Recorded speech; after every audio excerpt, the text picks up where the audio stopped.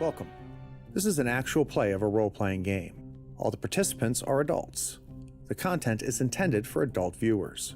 We strive to keep the content PG to PG-13, but it is a horror story and may contain horror themes. Viewer discretion is advised. Enjoy.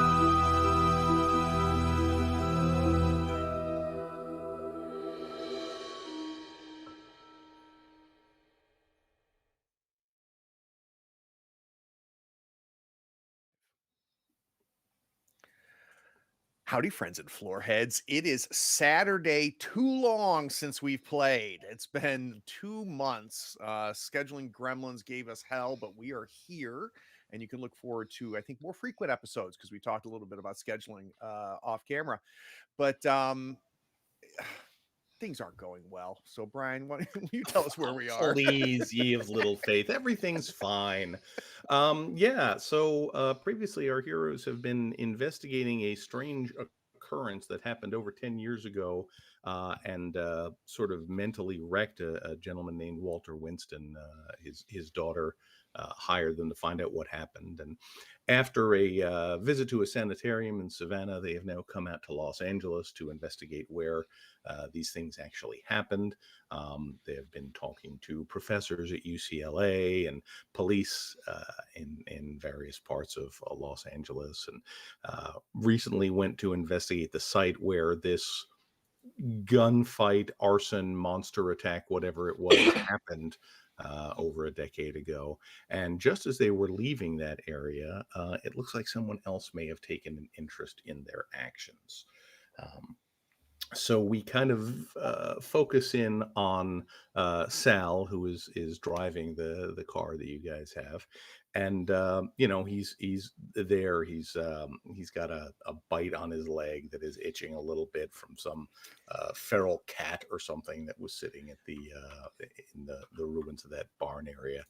But and just sort of as you're cresting a hill, leaving this sort of farm area.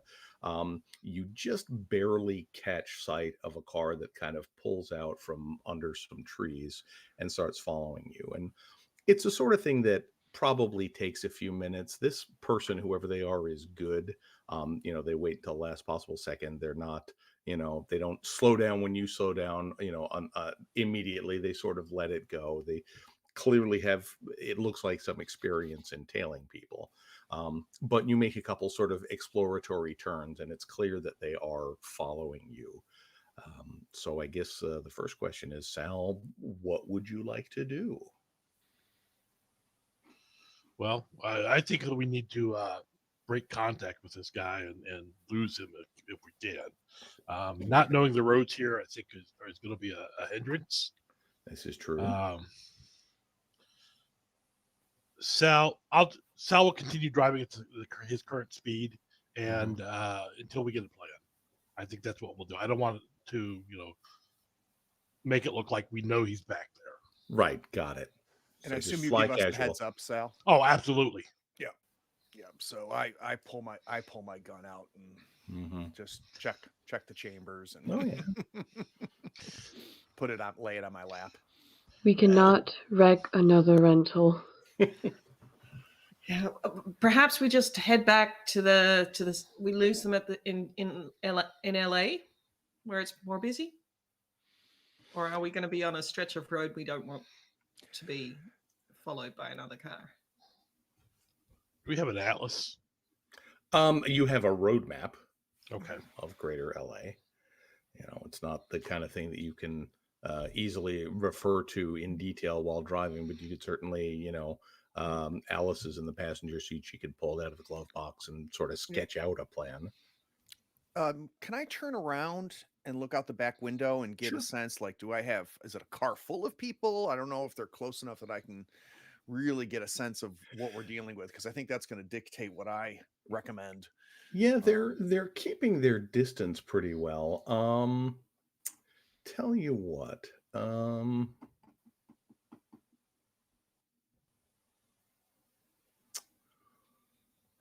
Yeah, I don't think you're going to be able to see. It doesn't look like it's, well, no, honestly, the windows weren't that big. They're too far away for you to get a good look. Probably, yeah. Yeah. Sal, can we? So we're still on a country road at this point. You're heading, unless you tell me otherwise, I'm assuming you're heading generally back towards LA proper. Right. Sal, how do you feel about slowing down to an uncomfortable speed? I'd like to get a sense of what the hell's back there, and I'd also like to see how they react to us going down to like 10 miles an hour. Or Well- we do that outside the police station. We go past, or are we already past the police station? You are not too far. You weren't initially going to go directly past that, but you certainly could shift to drive back in that direction.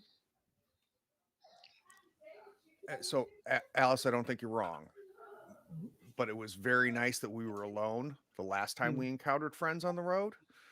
And I just don't want to do what we did before in front of the police station.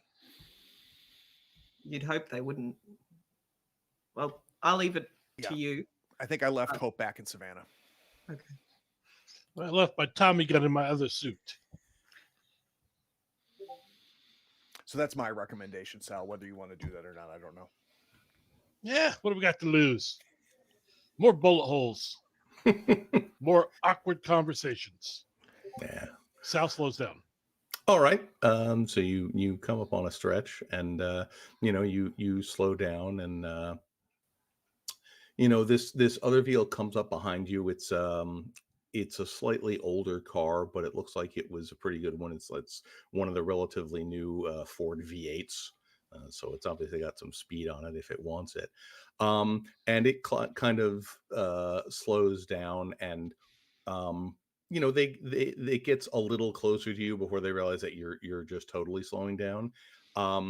And after there's like maybe 10 seconds or so of awkward, you guys both sort of putting along together, and then they just sort of with a turn signal, so they're a courteous driver, they just sort of pull out into the opposite lane and drive off past you.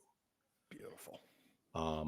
Do we get a view of who was in there? Yeah, you can take a look. It looks like there's just one person in there. Looks like a single guy, white guy, 30-ish maybe. It's hard to see because he's got kind of his hat tipped over and his head kind of scrunched down a little bit, so you can't really get a good look at his face. And he doesn't look over at your car or anything. He just pulls off ahead and drives off. James kind of leans back, satisfied that we're not being followed anymore. So I'm open to suggestions. Alice frowns and said, "Well, we knew he was behind us. Now we don't know whether he's setting up an ambush in front of us." I'm just kind of shake my head a little bit because I know you're right. But perhaps let's just head back to LA. I'm sure everything's going to be fine. Exactly. So do you have any particular stops you want to make on the way back, or you just want to head back to your hotel? It's late afternoon, right? Yeah, it's probably close to 5, maybe 6. Is there another road that leads into the city that we can turn onto, and kind of like country roads, Yeah, just take the less obvious path. Yeah, just something to disrupt. I mean, they can't ambush us if we're not on the road. Very true. Very true. Yeah. So Alice pulls out the map and says, "All right, well, if you go right up here and then left, you should get it." And yeah, it takes a little bit longer, but you make your way back to LA with no further sign of that vehicle or anybody else taking any undue interest in you. So back to the hotel. Mhm. Okay. You arrive without further incident. What are your plans for the evening?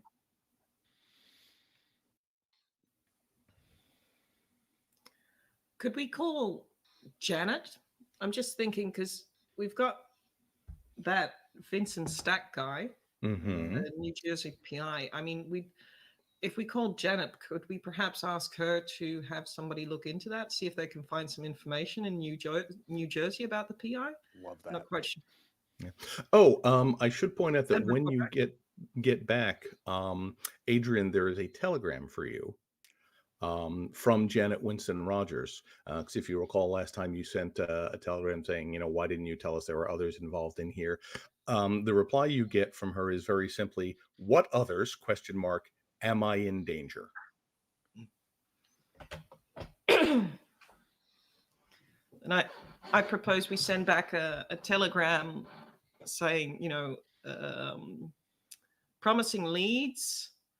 Can you check details for New Jersey PI Vincent Stack? Mhm. Was also killed in the same incident in 1924. Let's see. Danger uncertain, but attention has been. We seem to be under scrutiny. Okay. Take care. Just remember, we're paying for every word. Yeah. I'm sure it's not. Well, it can hardly be more expensive than a Rex rental. That's On true. the other hand, Use as a point. And of I course, in miss this playing with day, you guys. back in this day, there was like standard things of like, here is a set of 5 random letters, which means we have arrived safely. How are you? Kind of thing. So it's not quite as long as that makes it sound. But yeah, you're able to get that sent off. Excuse me.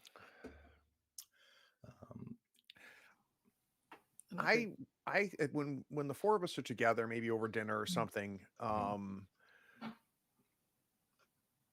take a moment when there's a pause and go, I don't feel like we have a plan.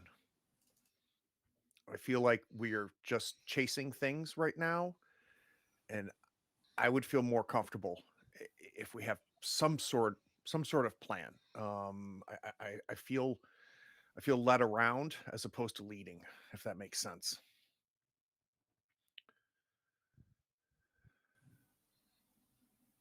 I understand the feeling, but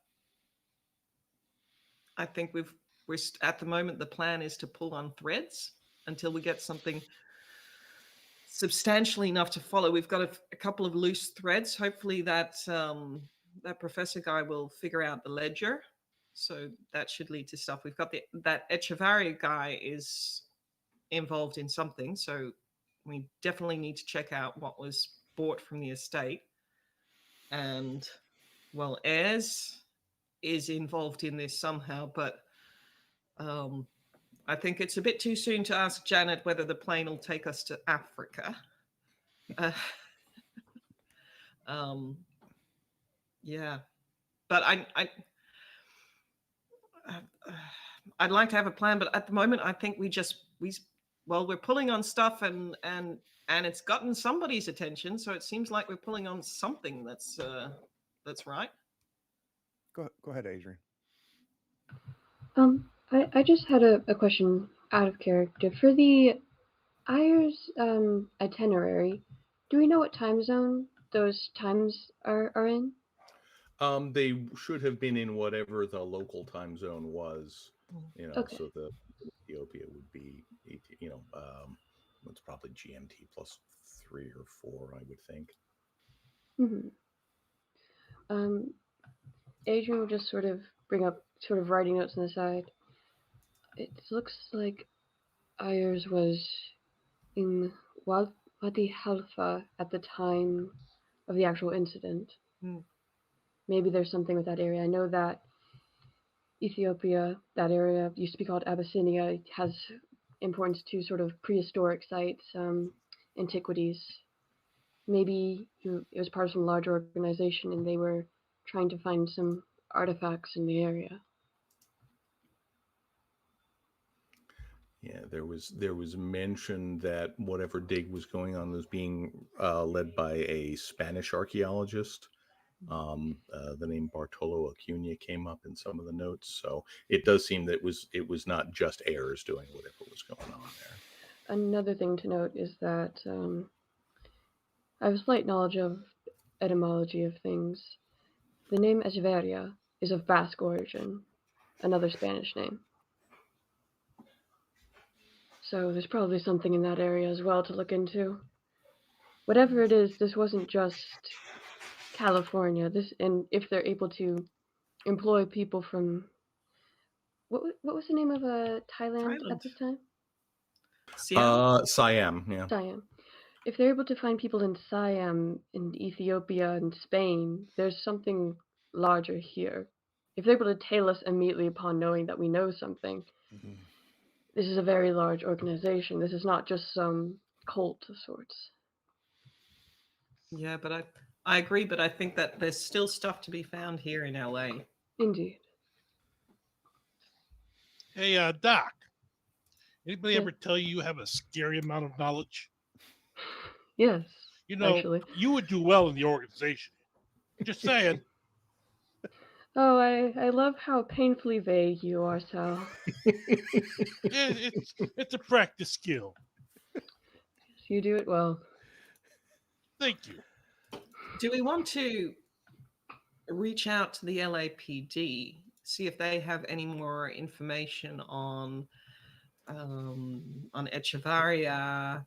I mean, the actor type. It seems like the local police that were looking into that fire didn't make a lot of it, but perhaps in a broader scheme of things, there's stuff to be learned from the LAPD.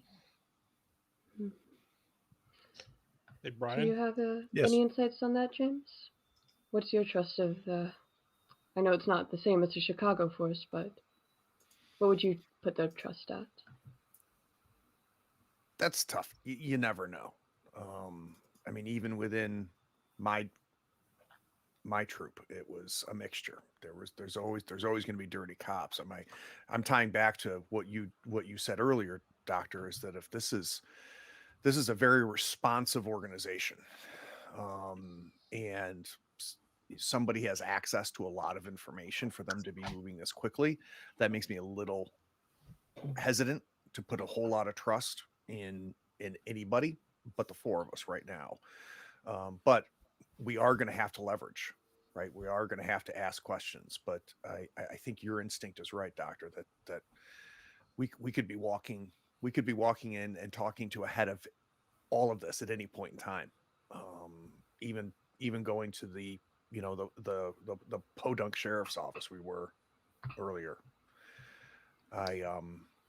Do you think that's where they tipped off whoever was following us? It's hard to, like, it only makes sense, right? That for them to react that quickly, unless we're being watched and only catching 20% of it, right? Maybe we are under constant scrutiny and we're just happy to catch glimpses here and there.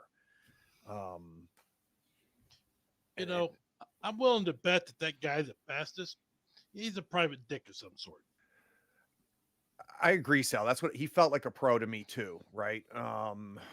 It wasn't a bunch of hoodlums like we encountered before. It felt like something different. Alice, is there a world where we don't trust Janet? Why on earth would Janet... Would she hire somebody to follow us? I guess is what I'm trying to put it all out there. Oh, well, I don't I wouldn't think that she'd be hiring somebody to follow us. That she never came across as that type of person. I think that no, I think Janet is just, you know, worried, wants to find out what happened to her dad, wants closure. No, I think Janet's on the up and up. Hey, Brian, Mm-hmm. as we're sitting here, Sal's going to take a very good look around to see if Mhm. anybody's looking at our table, paying undue attention. And we're not, you know, make it obvious, but he's just going to glance around and try to assess if we're being looked at. No, you guys are in a little, a little restaurant a block or so down from the hotel. And I mean, it's a fairly busy night, but everybody seems to be engaged in their own business. You don't see any Okay. sign of anybody paying any particular attention to you. Okay.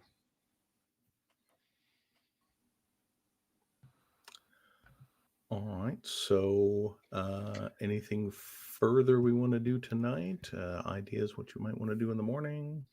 I think in the morning I think the main threads to pull on at the moment are Echevarria, and hopefully we get feedback on the ledger from the university.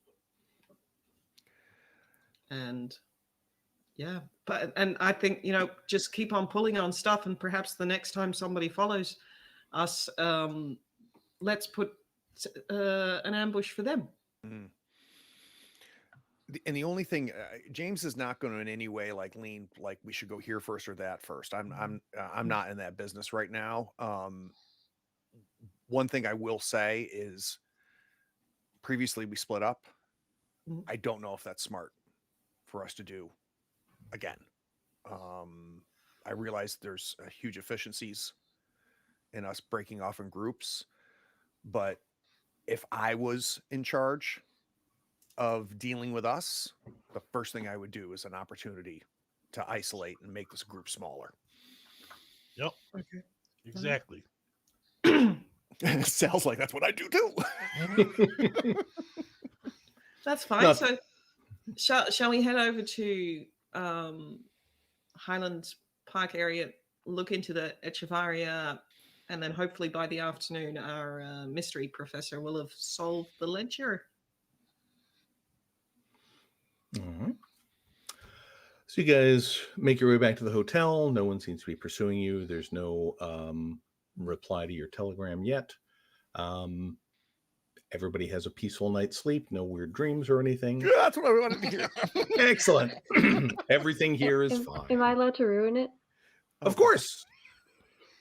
Look, we don't know that this is Eldritch yet, so we aren't going to make choices that are smart. Amen. Adrian's going to ask for the journal pages from the lockbox that we found at the home with the sketches on them. Mm-hmm. And because so much of his thought process relies on art, Mm-hmm. he's going to look at the pages and kind of recall, just because I wasn't here to do this whenever we were actually at the barns, try to remember any markings that he saw there, like even if it's just like burnings on walls or something, you know, like where something impacted. If anything seems close to what he's seeing here, that would make a person think they saw that, essentially. Interesting. So is this, so you're like taking the book back to your room to review? Is that the plan?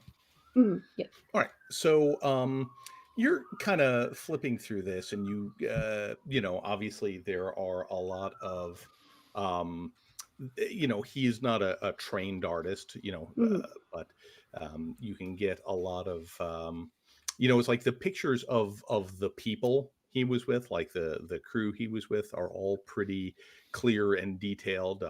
Those are showing up over and over in that journal. They're obviously kind of weighing on his mind. The pictures of the creature are a lot rougher and less detailed, and it's almost like he didn't trust himself to accurately draw it, so they're kind of ragged sketches. As far as anything that might have suggested what's that would have looked like that. Obviously, it's been a long time since this happened at that site, but you it doesn't look like there's anything. You can't think of anything that would look like this, because I mean it's only vaguely person shaped. None of the stuff that is going on, none of the markings on the walls or anything look like they suggest it. You don't make any kind of connection with anything that would have inspired this, other than someone seeing or imagining something of this shape. Okay, Brian, what does Sal know of the mafia here in Los Angeles? In case we need muscle. That's an excellent question. So obviously there are mafia folks everywhere. LA is not historically a very strongly Italian American town.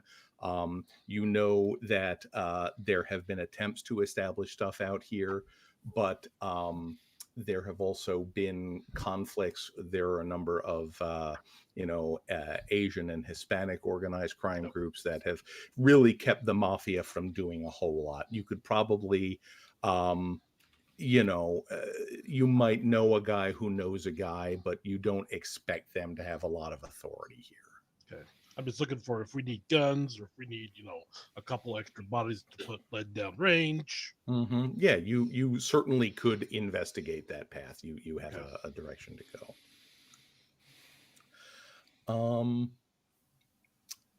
Adrian, as you're kind of finishing up with the notebook for the night, and you're just like, I don't know if you're frustrated, but it's just generally, I'm not seeing anything that definitely perplexed, but not frustrated. Very curious, trying to figure out what caused him to see this.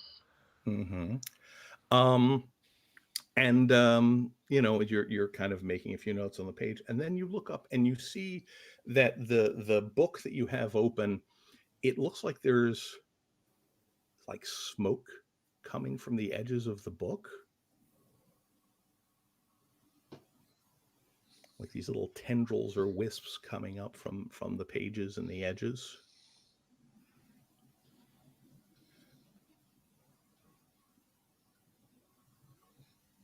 And I thought I had a lot to drink. Like, do they stay there as it kind of like? Well, I mean, they move, but they continue. And so you're kind of in and looking at it, and all of a sudden, as you're kind of like, that's weird. The whole book goes into flame. Go ahead and let's see. Why don't you make me? I can see either just make me a quick fleeing roll, just in terms of like dodging back and reacting to this flame.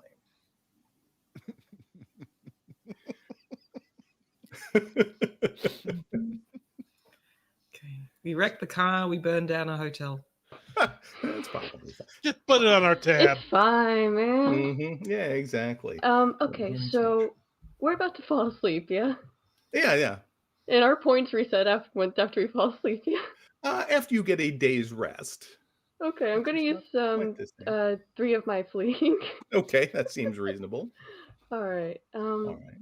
Let me remember how to actually roll with that. You should be able to just like if you look at the stat, you got it. So do I press simple spend or do I press? So if you, whoops, I'm sorry, I'm rolling on behalf of Alice to just test that here. Yeah, that's odd. It should give you an option to spend more. Oh, there it is. If you hit the plus or minus next to the skill to spend points, gotcha. and then it should show like +3 on the thing next to it. That's okay. Well, either one succeeds. Yes, exactly. Yeah. So basically, it's almost like you hear the something about to happen, and you pull your head back just as this book. It doesn't quite explode, but it does, visibly burst into flame that has this sort of a greenish yellow look to it. and it is now sitting on your desk in the hotel room. You have functionally Actively a little burning? campfire on your desk, actively burning. Yes. A blanket over it. Okay. Yeah. You pull the blanket off the bed and kind of stuff it, smother it in. Go ahead and make me a stability test, if you would, by the by. I would very much mind, actually, Brian. It's a great offense to me that you would ask me to do this. Well, welcome to Trail of Cthulhu. Your target number is going to be 4. 4? All right. Do you spend stability? I forget how You that can. works. Yeah, it's but weird. Again, it balance lowers your math. stability Right. just as much as failing the check would. So Fair. I'll give it a whirl. I'll give it a whirl, just a regular old college try. Okay, so you are startled, certainly, and it's like, well, that shouldn't happen, but it doesn't really freak Adrian out. That was odd. Anyways. Yes. Yeah, is the book there once the blanket's removed? Just I mean, smoldering? once you give it a couple of minutes to, a couple moments to smother, you can pull out. It is badly damaged, and a lot of it is illegible, but the frame of it is still there.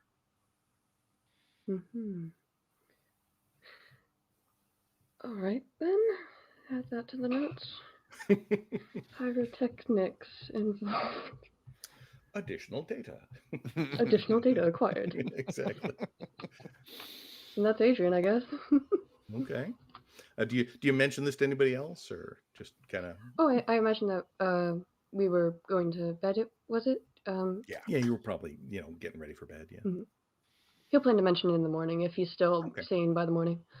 All right, seems reasonable. The rest of the night passes quietly. Thankfully, they don't have very sensitive smoke detectors in this area in the room. Otherwise, sprinklers would have gone off, and that would have been a whole thing. But and I guess you guys meet for breakfast. Yeah, and in a small gesture in James's weird way of showing affection and appreciation, like I have coffee, like in paper cup coffee that I've picked up. So as we meet, whatever time we were supposed to meet down there, I've already got coffees for everybody. Okay. So is Adrian like bringing back the charred wreckage of this book to James, or just leaving it in the room? As Adrian comes down to our meeting, he looks excited. Too excited. More excited than he should be. Sits down, takes coffee. Thank you. The book burnt. The what? So. I mean, were you just like smoking and dropped a cigarette and fully burst into flames? Yeah. I know see that every day. Yeah, I know of some level of pyrotechnics where that can be triggered by a chemical response, perhaps by oils on your hand that perhaps while I was flipping through it could have caused it, but that happened. You're okay? Oh yes, I'm fine. It's fascinating, really. Where's the book?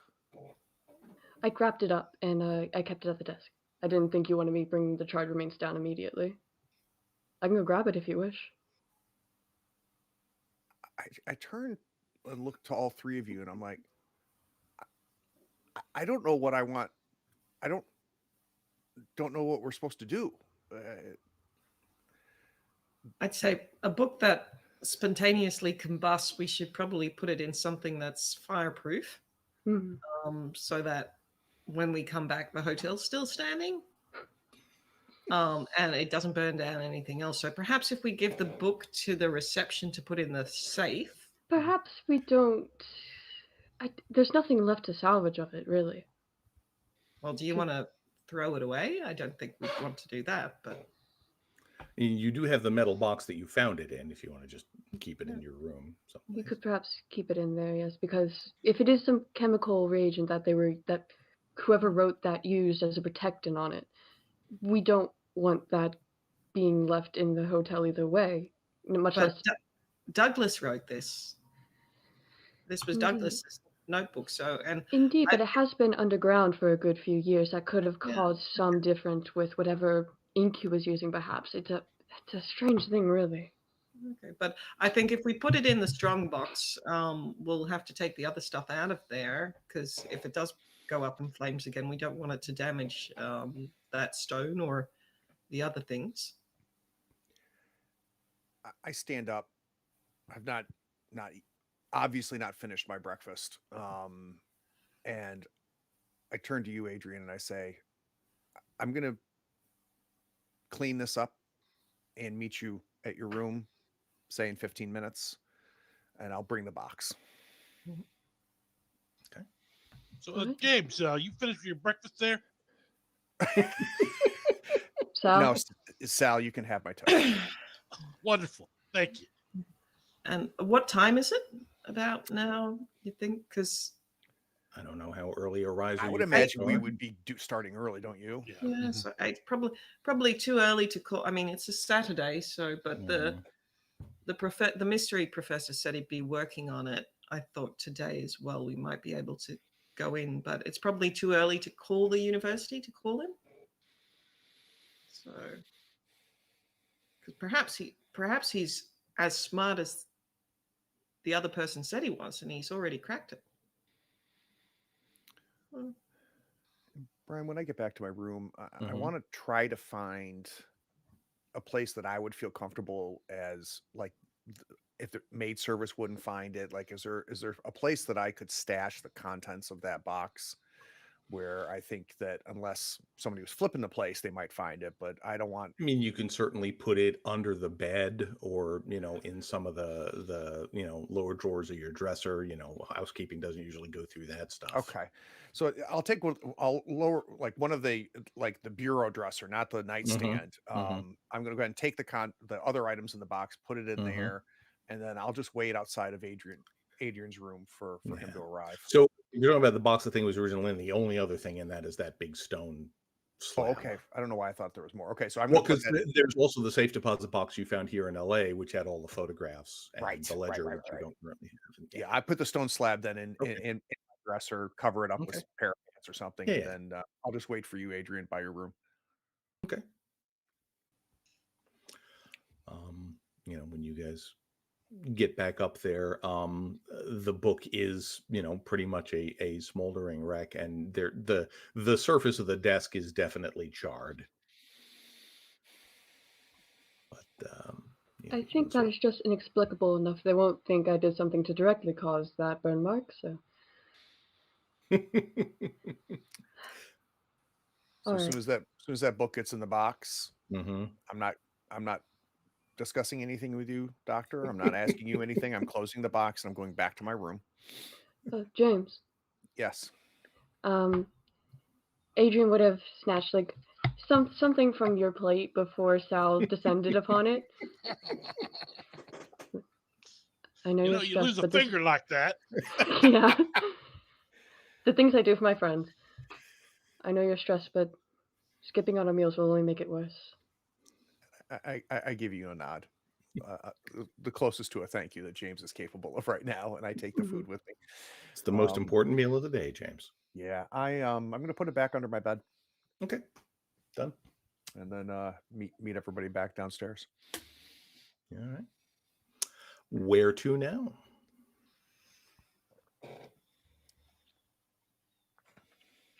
I think there was some talk about going to either the library or the newspaper, or UCLA.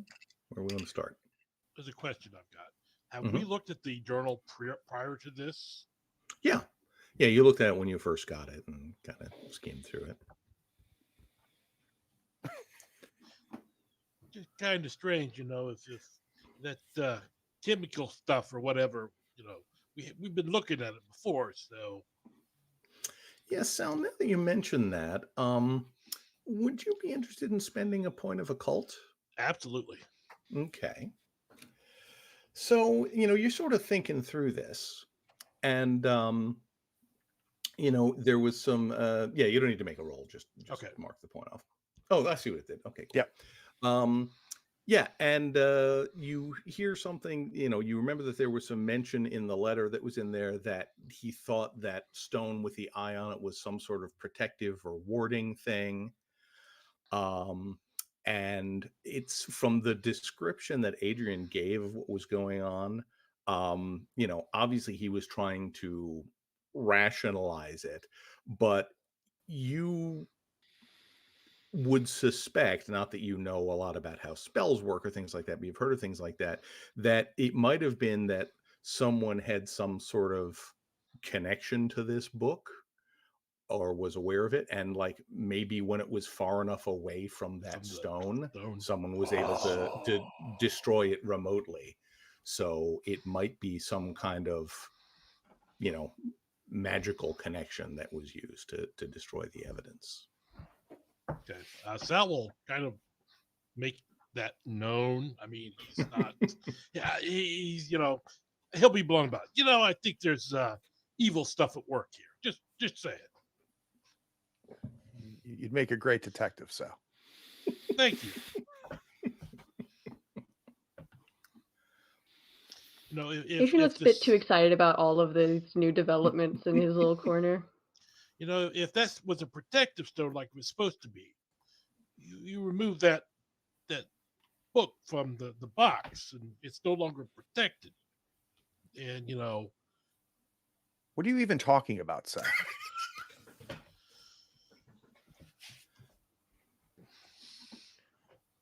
Nothing at this point. I just throwing wild rumors out there. No, it's a valid point to make. If this is something that concerns people interested in the occult going back to prehistoric times before pre-written history, then I'm not one to discount anything. Perhaps there is some logic behind that, whatever that rock was, but I'm not, a smart man by any means, but it just seems strange to me that we were handling the book before, and there was no chemical reaction or whatever. It didn't blow up then.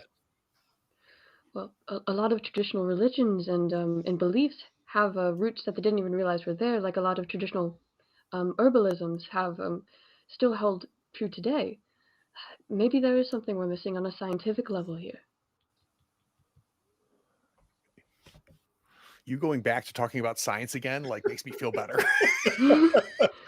Sal's making me really uncomfortable right now.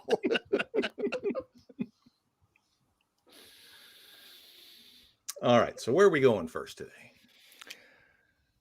The library, was that where we could get the book from the Echevarria estate that the UCLA... No, that would have been, assuming UCLA went ahead and purchased them, they would be there at the university. You see, okay. Well, I'd say, I'd say newspaper archives give our friend as much time to crack the ledger as possible, so that we don't have to go in between places as much. And then hopefully see if he's cracked it, and then head on to Highland Park, if that's kind of efficient travel-wise. Yeah, that makes perfect sense. Yeah. I mean, LA is a big sprawling area. There's no super efficient way to get anywhere, but it's going to take 2 hours to go anywhere. So. Almost certainly. All right. As Sal's driving, I guess, probably, he's going to kind of just pipe up. So, if we are dealing with, this mojo stuff, it would seem to me that at least now we're on the right track. We've attracted some attention. Sure, Sal.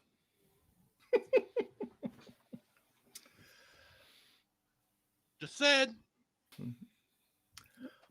All right. I love that Sal is super occulty. I love it. It's the perfect fit, really. Oh, beautiful. It makes absolute sense for someone coming from a traditional Italian American family to be super superstitious. Yeah, that's a good point. Mm-hmm. Yeah, his Nona did some a few rituals here and there that she doesn't like to talk about. All right, so you guys are doing some research on Signor Echevarria. And as far as like newspaper archives and that kind of thing, I know we've got enough libraries to do that.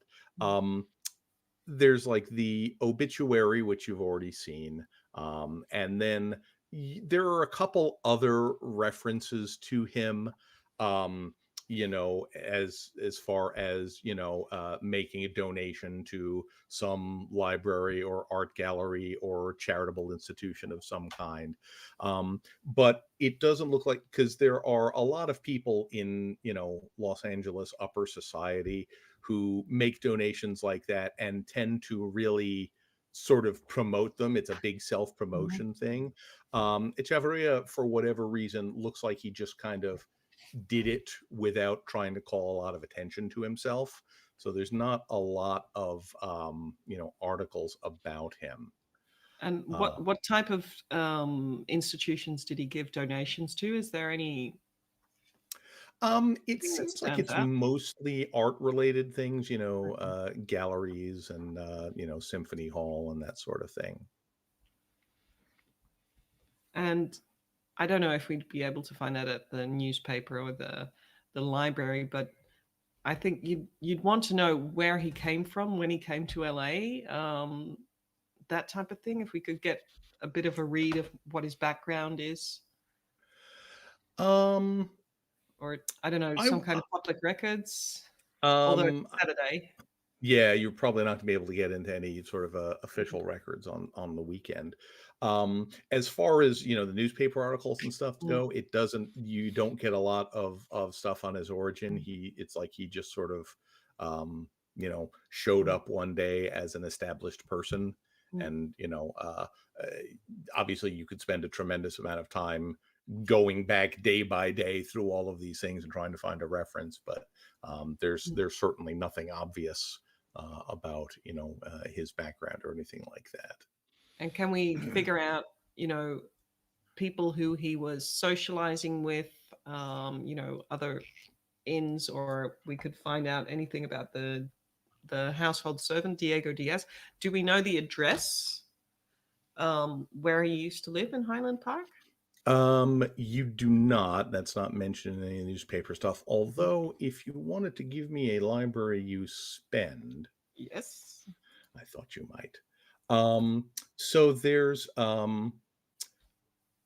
there are a couple mentions, just sort of in passing in some of the articles about him, about how he was well known for throwing some extravagant parties with various important people going on, and that in turn leads you to, there's mention that well known, Hollywood types were known to attend to these, and that actually gets you thinking, and you go over to look at some of the more trashy like Hollywood stars of tomorrow kind of thing, and start digging around through some gossip columns, and you do find one mention of his parties and a thing which is kind of interesting. So hopefully you guys should now be able to see that. Okay, 7 July 1924. And this is kind of your standard Hollywood gossip column with a lot of just brief mentions of things that may or may not have actually been happening. More wild hijinks at Chateau Echevarria. We heard that Brendan Grant, Olivia Clarendon, Richard Spend, and Meg Lighton were all on a toot at the latest shindig. Is Francis X. Bushman looking for wife number 3? Bushman. That looks like it's just the next topic. But oh yeah. Well, one thing that strikes you about that is, Richard Spend is a guy you had heard of. He was Yeah. a B movie actor. He Brandon was one Grant, of the dead bodies. yes, he was found at the scene. Brandon Grant and Meg Lighton don't ring any particular bells with you, but Olivia Clarendon is like a big A-list Hollywood star now. She's like one of the leading women in Hollywood. So this, would have been obviously when she was just getting started, but she is kind of a big name now. Mm. And alive. Yes, as far as you know. Okay.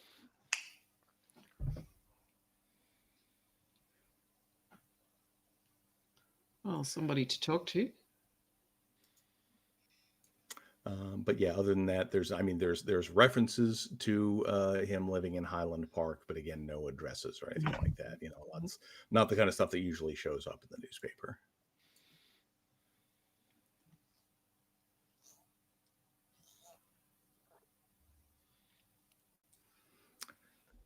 else we want to look at while we're here? No, and I think, Alice, you may at this point get the vibe from James that like I'm deferring to you, right? I don't know if I have the wherewithal to in any way lead us at this point, and I think you find me kind of just deferring to you as far as what's next. Okay, well, I think Alice will look at the other three and say, I don't know if we're going to find anything more in the papers, and probably we'd want to look into public records or see, I don't know, police records to see if we can find the address. Otherwise, if we head up to Highland Park, I don't know if we'll just be driving around random and asking people to, do you know where the Echevarria place used to be? It's Saturday. They're probably going to be closed. So I don't know. Do we head over to UCLA, check out if we can find the book that they bought from the estate, and then hopefully our wizard professor has managed to decipher the ledger. Anybody else got any other suggestions? Well, if we could get into the post office, we could probably find the address in there. Would the post office have the address from 10 years ago? No, the government, they have, records going way back, I assume. Could be. I mean, we could get that from City Hall, right? Can't we? Yeah. I mean, I think we would be able to find the address. Yeah. Probably not until Monday, though. Right. Unless you want to break in. Go through public tax records, things like that. Yeah, so exactly. They pay taxes, so. Yeah. So so for the moment, perhaps just UCLA again. Sounds good. Okay. Off you go. It's much quieter on campus on a Saturday. Most of the offices are not closed, but a lot of people just aren't here today. But if you're going back to Ayres's the history department, you do actually see Professor McDunn is there. And his secretary isn't, so you could just kind of walk up and knock on his door if you were so inclined, or his doorway. He's open and in there. So good morning. Back again, are we?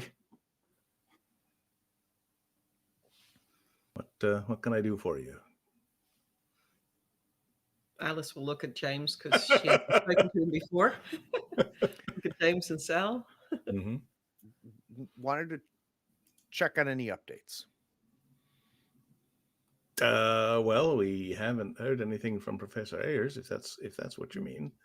Not sure what updates you might be wanting. As a reminder, you guys had talked to him about Ayres going away, but you had never really asked about the books or the office or any of that stuff there. So you don't really have any open tasks with him at the moment. Okay. Perhaps we saw in one of the telegrams that he sent through that he asked the university to buy some stuff out of some guy's estate.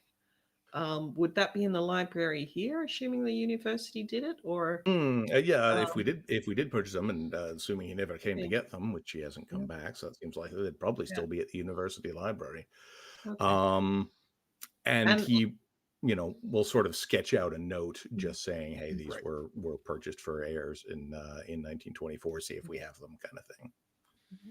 Just have a little official. Yeah. Thanks so much. And do you think we'd be able to have a look at his office contents? We'd have to get him out of storage. Okay. Well, no, it's in deep university storage. Honestly, probably not until Monday. I don't think we'd have anybody out there to get them, but I'll write it up and have have my girl make arrangements to have some of it brought out if you need to look at it. And should we just come back here Monday? Yeah. Yeah, that should be fine. Thanks so much. Cheers. So assuming you head over to the library. Take our hall pass. Show them the note. Take our whole class. Head over to the library, and in the meantime, we're all just, giving Professor, what's his name, more time to figure out the lecture. Exactly. Yeah, so you go up to the front desk and hand them the note and the telegram, and they're like, 1924. Okay, this may take a few minutes. Have a seat. And they head off, and probably about 20 minutes later, they come back and sort of wave you over to a reading room on the side, and they've got a stack of 5 or 6 old looking books that they all have the UCLA stamp and stuff on them. They don't look like they've actually gone into circulation. They were mostly set aside, but they were tagged as belonging to UCLA. And she says, you're welcome to look at them here. Obviously don't take them out of the library, but if you want to see what's going on. And there is a new handout I can show you, because I am a sucker for making handouts. There are 5 different books in this set, and the one-liner underneath is basically just what you can tell from kind of skimming them. It would definitely take some more time to read through these in detail.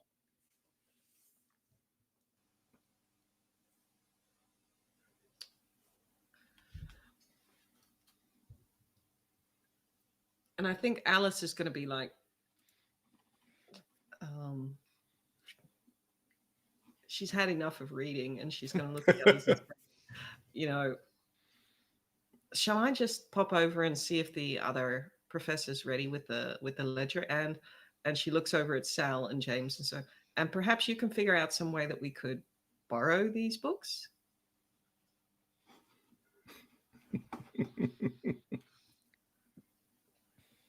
So I don't want you to go there alone. Well, James,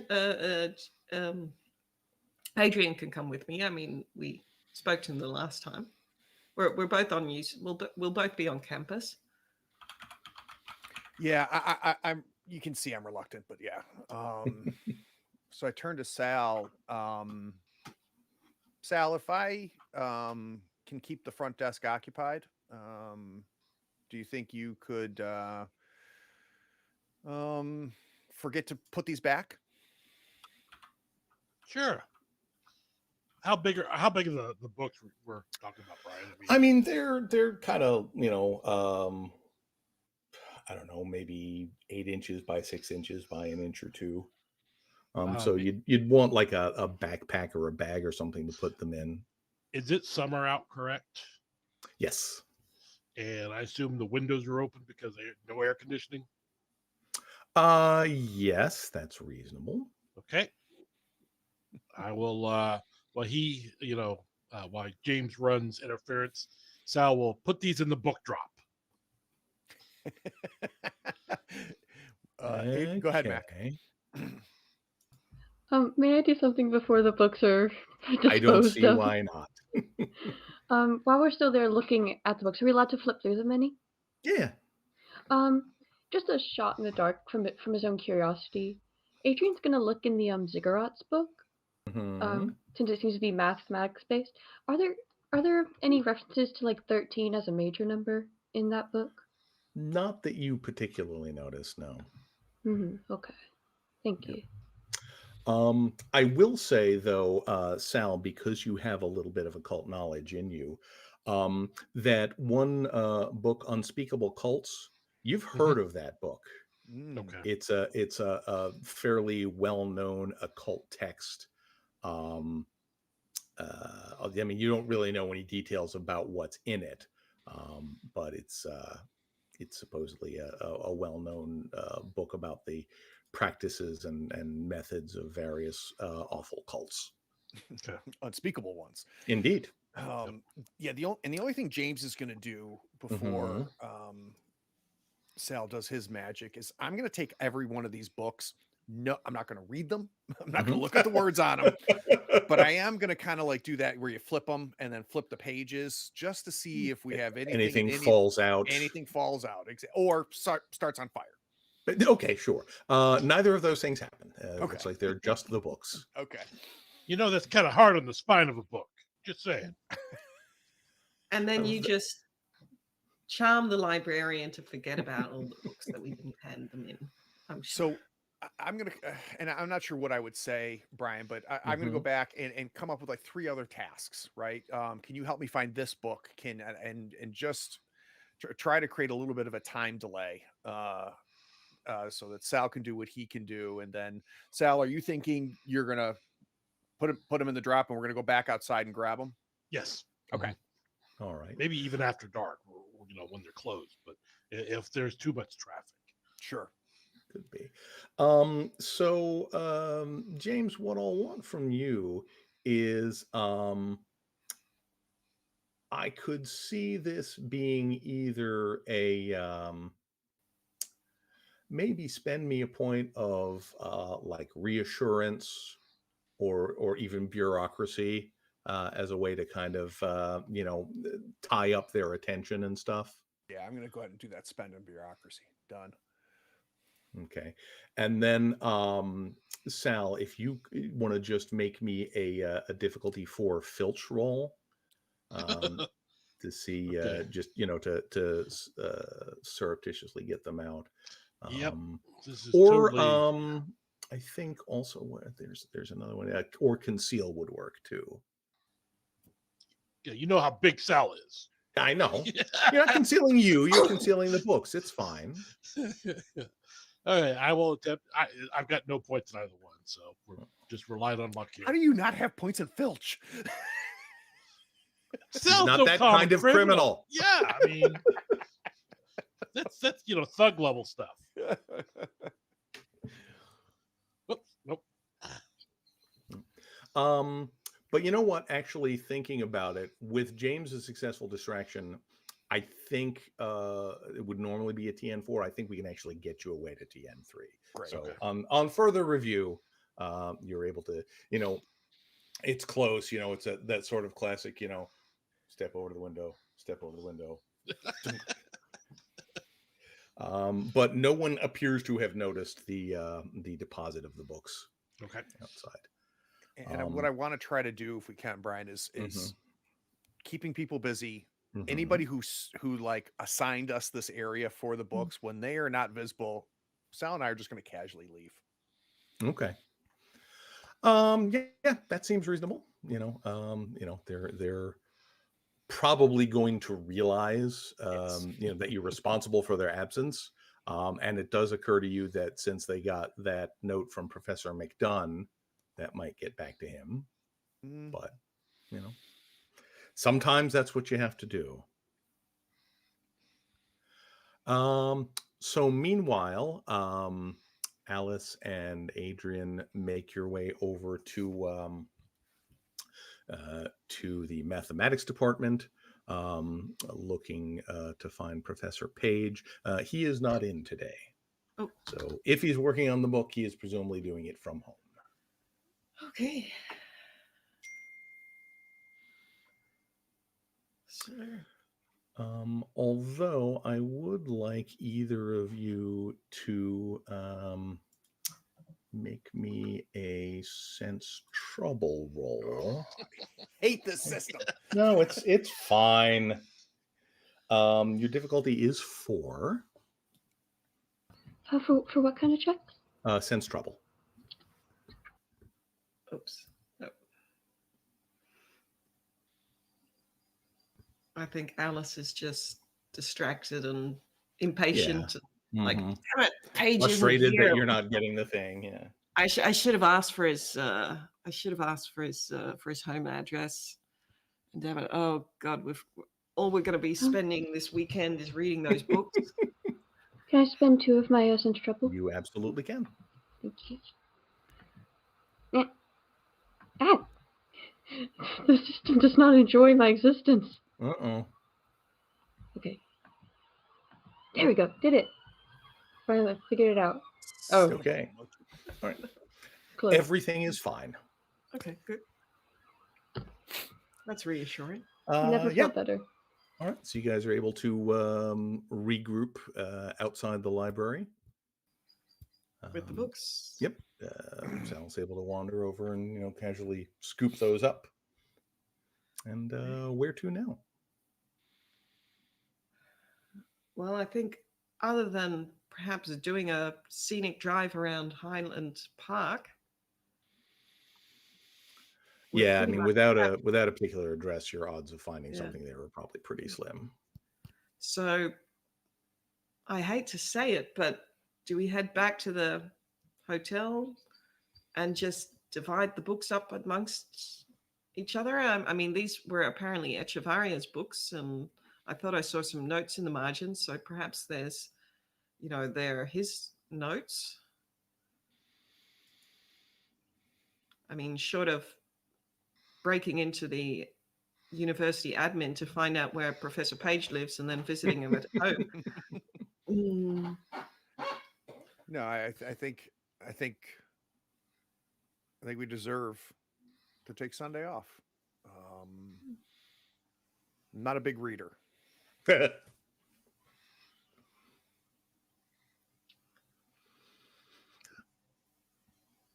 All right, so sounds like we're heading back to the hotel.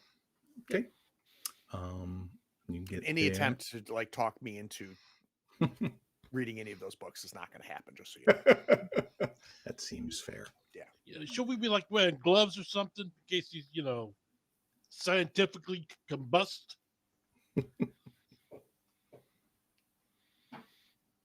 May as well.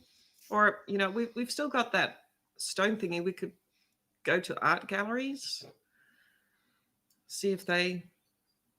Yeah, I don't know, James. I'm getting the same feeling as you yesterday, is that we're just going around in circles. But otherwise, perhaps indeed, I'll flip through some of those books and we take the day off. We're next to enjoy the beach, and then Monday, hopefully we haven't been blacklisted from the university. I hope you look through some of the books as well. Yeah. Okay. So what I'm going to do is I have a little more detailed read on each of these that I will share with you, except for the one that's in Chinese, because as far as I know, none of you read Chinese. And basically, we can sort of montage through the weekend until and unless something interesting happens. So let me go ahead and share these out. And let you guys take some time to look at those.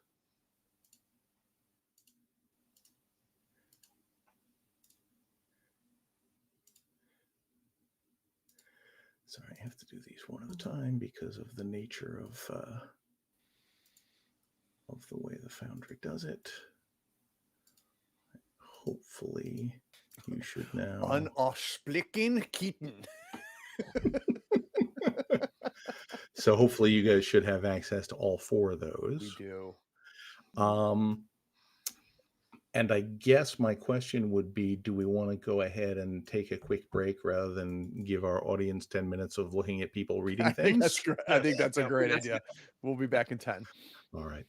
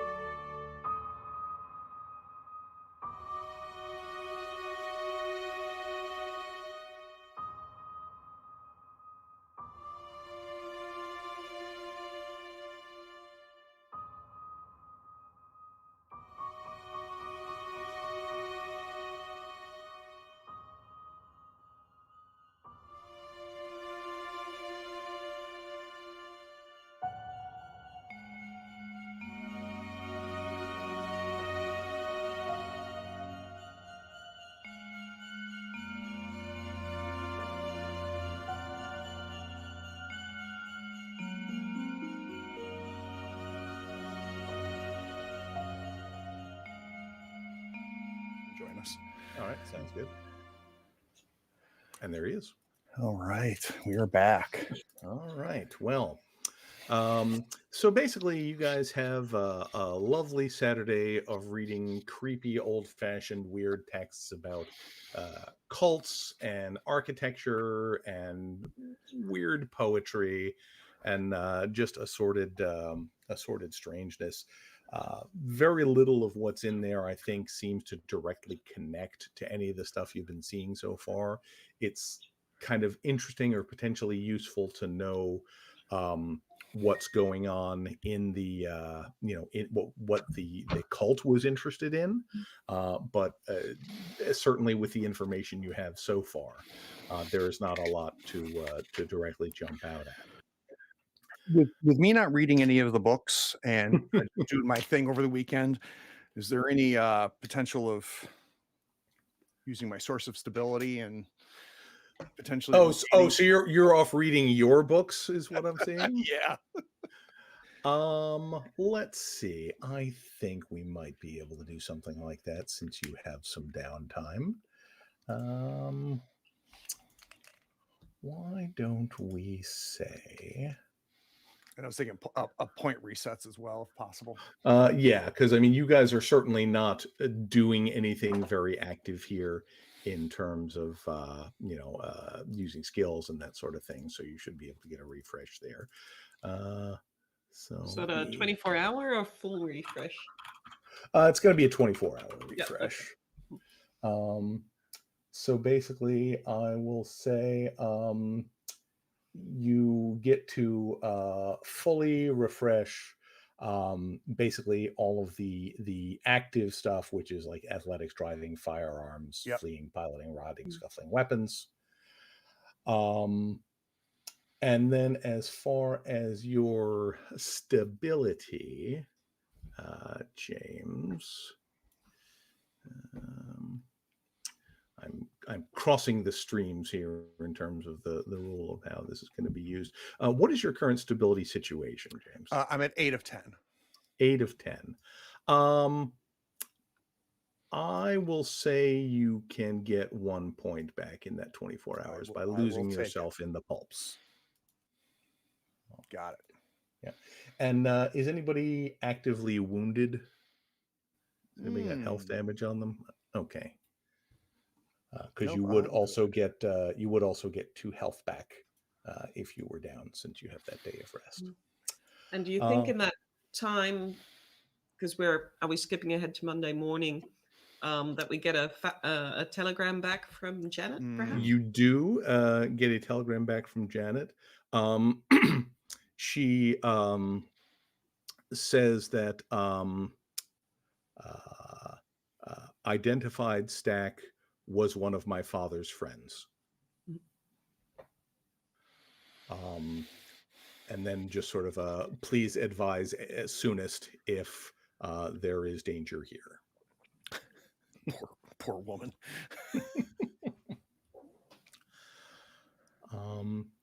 So basically Saturday you spend reading these books and or some good old pulpy comic books and relaxing a little bit, maybe spending some time on the beach as a team, because I mean nobody goes to the beach alone. And Sunday morning you're kind of meeting over breakfast in the hotel cafeteria and sort of gathering notes, and then a gentleman kind of comes up to your table, pulls a chair from one of the tables, and just sits down next to you, like between James and Alice. And he says, "You people make my situation very difficult, you know that. But it's all right. You're good at what you do. So here's the situation. There is a lot of folks who aren't really interested in seeing you come around and keep digging into this old stuff that doesn't affect anymore. So here's the situation." And he kind of very slowly and non-threateningly kind of pulls open his lapel, and you can see an envelope like thick with cash sitting in there. It's at least several $100s, which is to say several $1,000s in today's money. And he says, I'm going to give you half of what's in this envelope. You go upstairs, you pack your shit. I follow you to the airport. And when you get on your plane, I'll give you the rest of it. And you go home and forget all about this shit. I very uncomfortably put my arm around him, like over, like we're buddies, Mm-hmm. and put around here, and I make eye contact with Sal. Mm-hmm. And go ahead, Sal. Yeah. Is this guy wearing a tie? No. Okay. Is it a collared shirt or? Yeah, he's dressed like a respectable gentleman of the day. Okay. Got the Is jacket, he shirt. within arm's reach? I mean, he is on the opposite side of the table from you, but you could certainly stand up and grab him. You are in a public place, of course, but that may not stop you. Sal, you up for a walk? Always. Friend, let's go for a walk. And I'm going to try to I've got my arm around here. I'm going to try to put my other hand up under his armpit to try to stand him up. And he says kind of rather loudly, "No, I'm good. Thanks." No, I think some fresh air would be good. And you do see that some folks at other tables are turning in this direction. And he says, "Whoa, whoa, whoa. What are you trying to rob me here?" And definitely some of the staff are looking in this direction, and the waiter comes over. Is everything all right, gentlemen? Hey, this guy's trying to hustle me out of the room. I think we misunderstood each other. I don't want to talk about your offer here. I think we should go for a walk, go over the details. Yeah, I don't think that's a real good idea from my perspective. Tell you what, I'll go wait out in the lobby. You have your conversation. Do you let him go? I'm going to try to go with him. So I will no longer physically like grab him and hold him. But as far as I'm concerned, there's nothing for me to discuss with the three of you, right? James doesn't even consider this an offer that's actually on the table. So if he's going to let me go out to the lobby with him, I will. Yeah, if you're not like trying to physically. Nope.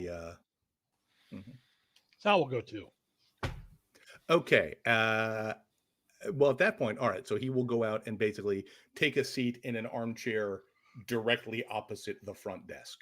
Right. So he's very clearly aware that he wants to be in a place. In order for us to even consider this, sir, I think we need to understand where this money's coming from. No, you don't.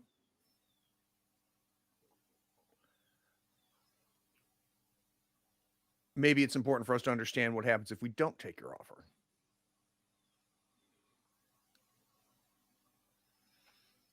If you don't take my offer, then my employer will be disappointed, and things may happen at a level above my head, which I am not responsible for.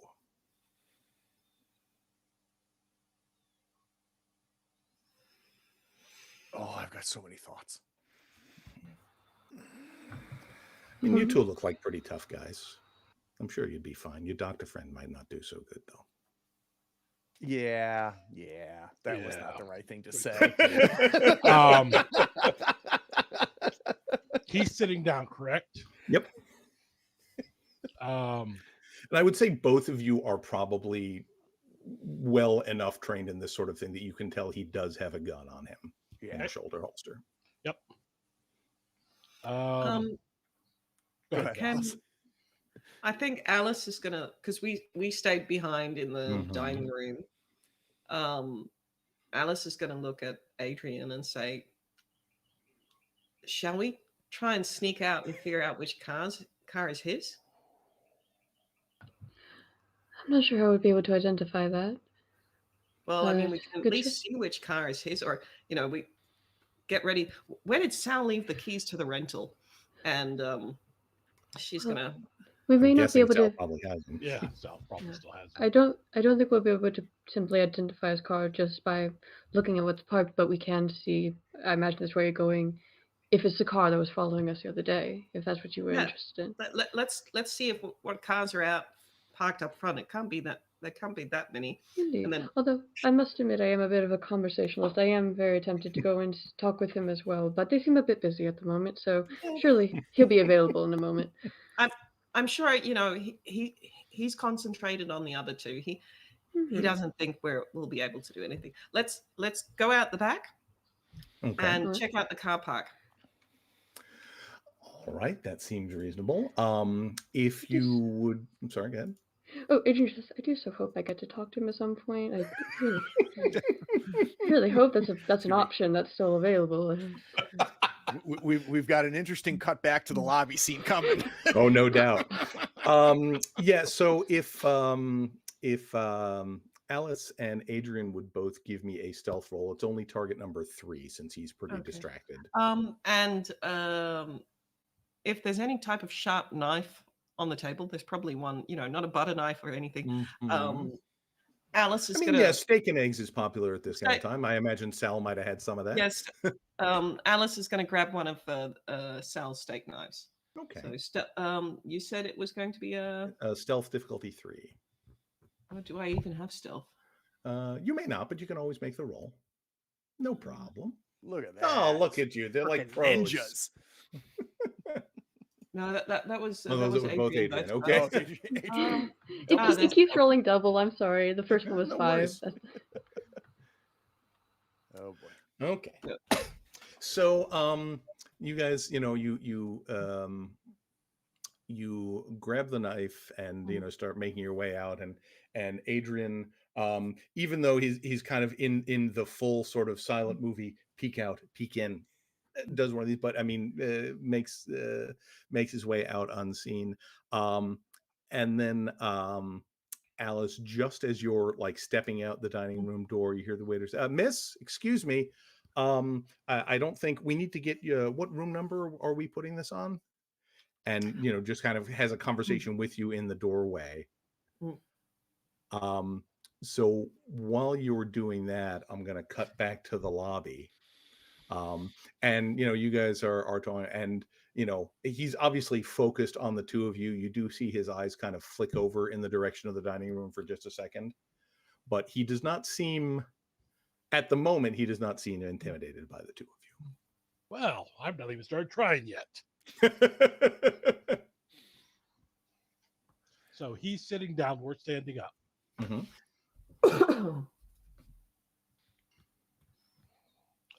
Sal's going to look at him and says, "Did you just threaten my doctor friend?" No, like I said, I'm not going to have any responsibility for what happens. I'm here Oh, delivering a good. message. Sal's going to punch him square in the face. There we go. Okay, then. Given that he's sort of sitting down in a fixed position, it's just going to be a target number 3 to hit him, which should be manageable. I will spend some points on this. All right, seems reasonable. Let's see here.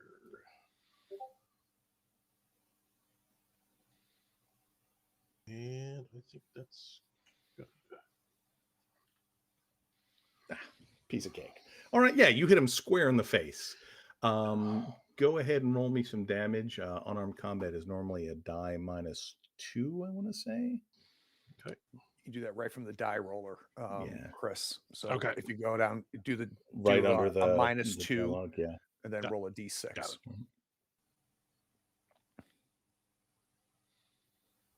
Oh, That's what I'm talking about. that is a good solid square hit to the face.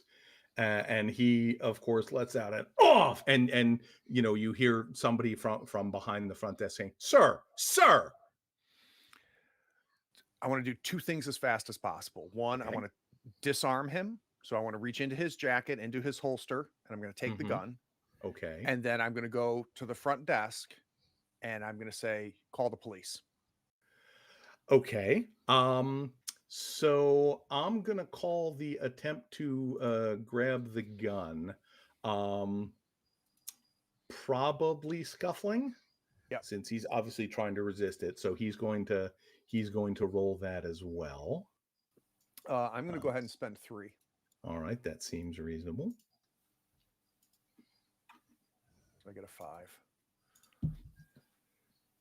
He Son of a gets a. It's like as soon as he gets hit in the face, he kind of instinctively kind of covers up, and you just don't have a good approach to take it. Are you still going to be go to the desk? Yeah. So no, I can't let him get access to his gun. Okay. Right? So I don't know.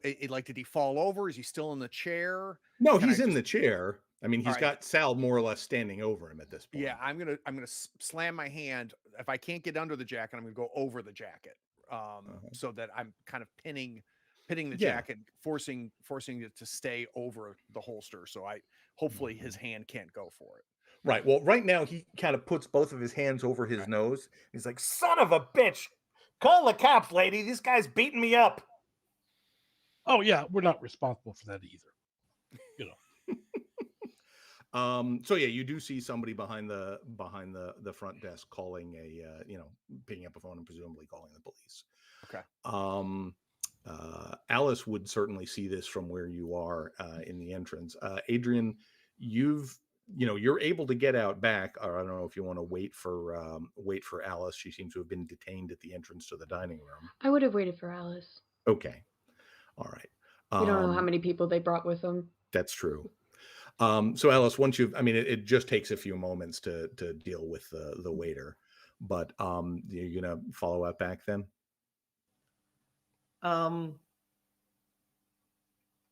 Alice is gonna look at whatever's going down there and look at Adrian and say, "Let's go to the car park. We don't want to get involved in that." Are we sure?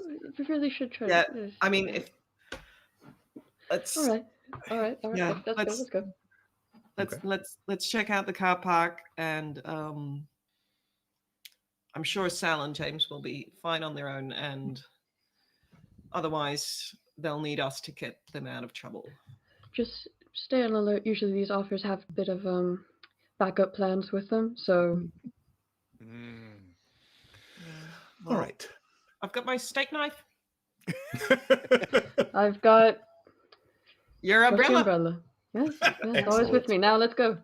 So we kind of go around the building and then kind of peek out and see, look out over the car park if we can recognize the car, if we can see anybody else. It's not in the hotel parking lot, but on the street next to the hotel, you do see what looks like the car that was following you yesterday. And there's nobody else in it. Okay. So I think we know what we need to know. Let's stay inside.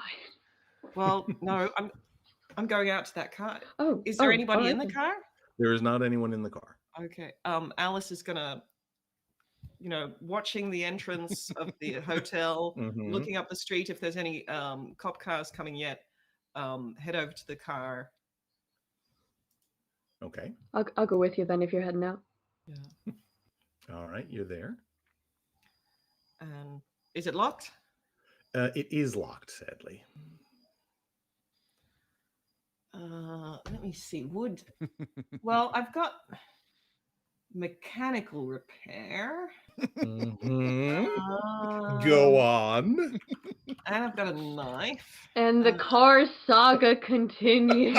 Well, I'm trying to figure out in her, her army days whether anybody. I've got driving, which I boosted. That's certainly. I want to try and jimmy the lock. I think that is probably a reasonable thing. Give me a difficulty 5 mechanical repair. I'll spend both my points on that. Okay. Adrian will be staying on lookout for if anybody looks at them and they quickly have to not look like they're not actually trying to break into somebody's car. So Got it. And I'm trying to do it on the passenger side because I'll go for the glove compartment. Right. So. It's just not this knife is not the right tool for the job. Damn it. And there's I'm gonna look around. Is there anybody? Can I see people on the street? Are we? Well, we're probably really. I mean, it's a Sunday morning. You're in a fairly populated area. There are certainly some people around. Damn it. Well, while you're pondering that, let's cut back to inside.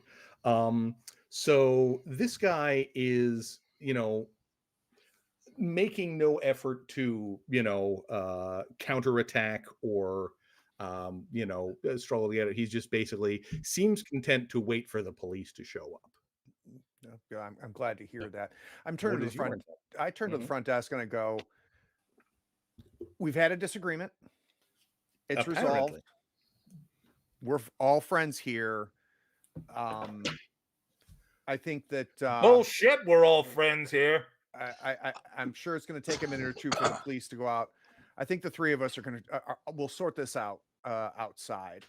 And now, with Sal as my backup, I want to physically escort this man outside of this hotel. Sal's going to say something to him. Okay. And for the audience, if you're squeamish sensitive or disposition, yes, this will involve profanity. So Sal kind of leans down to him and says, if you open your fucking mouth again, I'm going to yank your tongue out of your head and slap you with it. And that's an intimidation. Yes, I think that is a reasonable intimidation check. What do you mean? That was clearly bureaucracy. Clearly going up the ranks. Yeah. Reassurance, perhaps. Let's see. I'll spend 2 points, maybe. Oh, it's 2 points spent. I didn't roll. Sorry. Yeah. Well, with intimidation, you don't really need to, you've got the skill and you guys got the spirit. You can add those points back. You don't really need to do a spend for this. Because he is definitely in a bad situation. You've got him outnumbered and outmassed, and he's already hurt. So he doesn't exactly cooperate, but you get him up and sort of bundle him out the door. You can hear the receptionist on the phone saying that there's a fight going on in the lobby of the Roosevelt Hotel, and et cetera, et cetera. As soon as we get outside, I don't know about you, Sal, but I'm looking for an alley or a private place to have a discussion. Place where people walking down the street can't see or hear us. So I don't know if there's an alleyway, a dumpster, we'll go behind the hotel. I mean, yeah, the area behind the hotel is probably your best bet for that. Press him up against the wall. Mm-hmm. Again, making sure that I have control over the gun. Mm-hmm. And look him dead in the eyes. Mm-hmm. I've had enough with whatever your employer is involved with. My patience spent a long time ago. I'm going to pull my gun out Mm-hmm. and point it at his head and point it like right under his chin. Mm-hmm. So you've got about 2 breaths to tell me who you work for and what the hell is going on here. All right. With that, I think I will have you give me an intimidation spend, if you would be so kind. I would be very kind.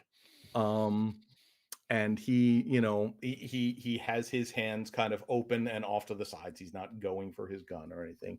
He's like, look, this is nothing personal. I couldn't give a shit, but I was told to figure out who sent you and get you guys out of town.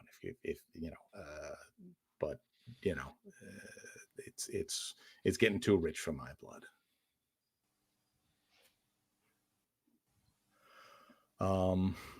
The guy that hired me, and as you kind of stare at him with the gun, is like, please continue talking. It's like, guy that captained me is, they just call him the captain, Captain Walker. I don't know the rest of his name. He throws me some work from time to time, and he hired me to run you guys out of town. I don't know why he wants to know. I don't actually fucking care. This is nothing personal to me. He works for this guy Trammell, some kind of big shot up in Pasadena. It's probably his business, but I don't know any more than that. So here's my thoughts, sir. You go ahead and if you see the captain, let him know that you gave us half the money. Then let him know that we didn't show up at the airport. What you do with that half of the money is up to you. Where can we find the captain? Where are you supposed to meet him? Where do you contact him? He says, I got his phone number in my car. Sorry And he about the says, nose. just keep my name out of this. You know, Done. If you chase him down, I didn't have nothing to do with it. Done. All right. I pull a like a kerchief, Mm-hmm. which everybody in the 30s has. Oh yeah, of course. Yeah, you got a pocket square. Come on. And I hand him my pocket square, and Okay. He kind of stuffs it up one nostril and says, "Yeah, great, thanks."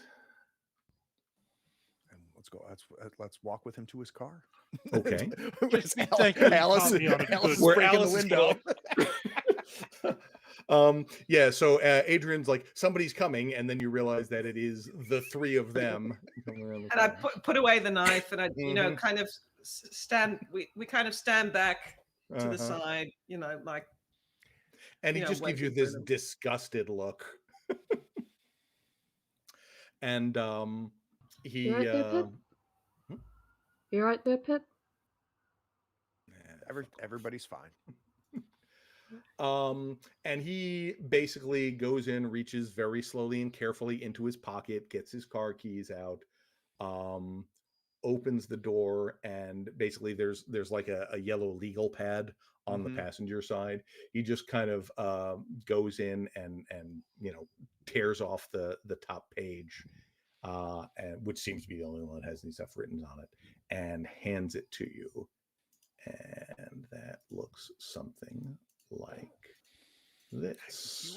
You were a handout ninja. I am a prop nerd. Does Sal see the bolt from a wallet in this guy's back pocket? I mean, he has a wallet. Yeah, it's not. I'm going to take that wallet out. Like, hey! I'm going to remove the driver's license. I'm going to show him. I'm just taking the driver's license. Stick the wallet back in and says, "I'm going to keep this. If you fuck around anymore with us, my friends from Chicago are going to visit you, and they won't be as pleasant as I am." You do hear a siren coming in the distance. So the cops are going to arrive. Just three friends that got in an argument, but you look fine. Everything's sorted. Don't you agree? I would just as soon drive away now, if you don't mind. I would really like you to tell the cops that we've got everything sorted and everything's fine. I think that's the better idea. Well, it's not like I have a lot of choice. I can do most of the talking.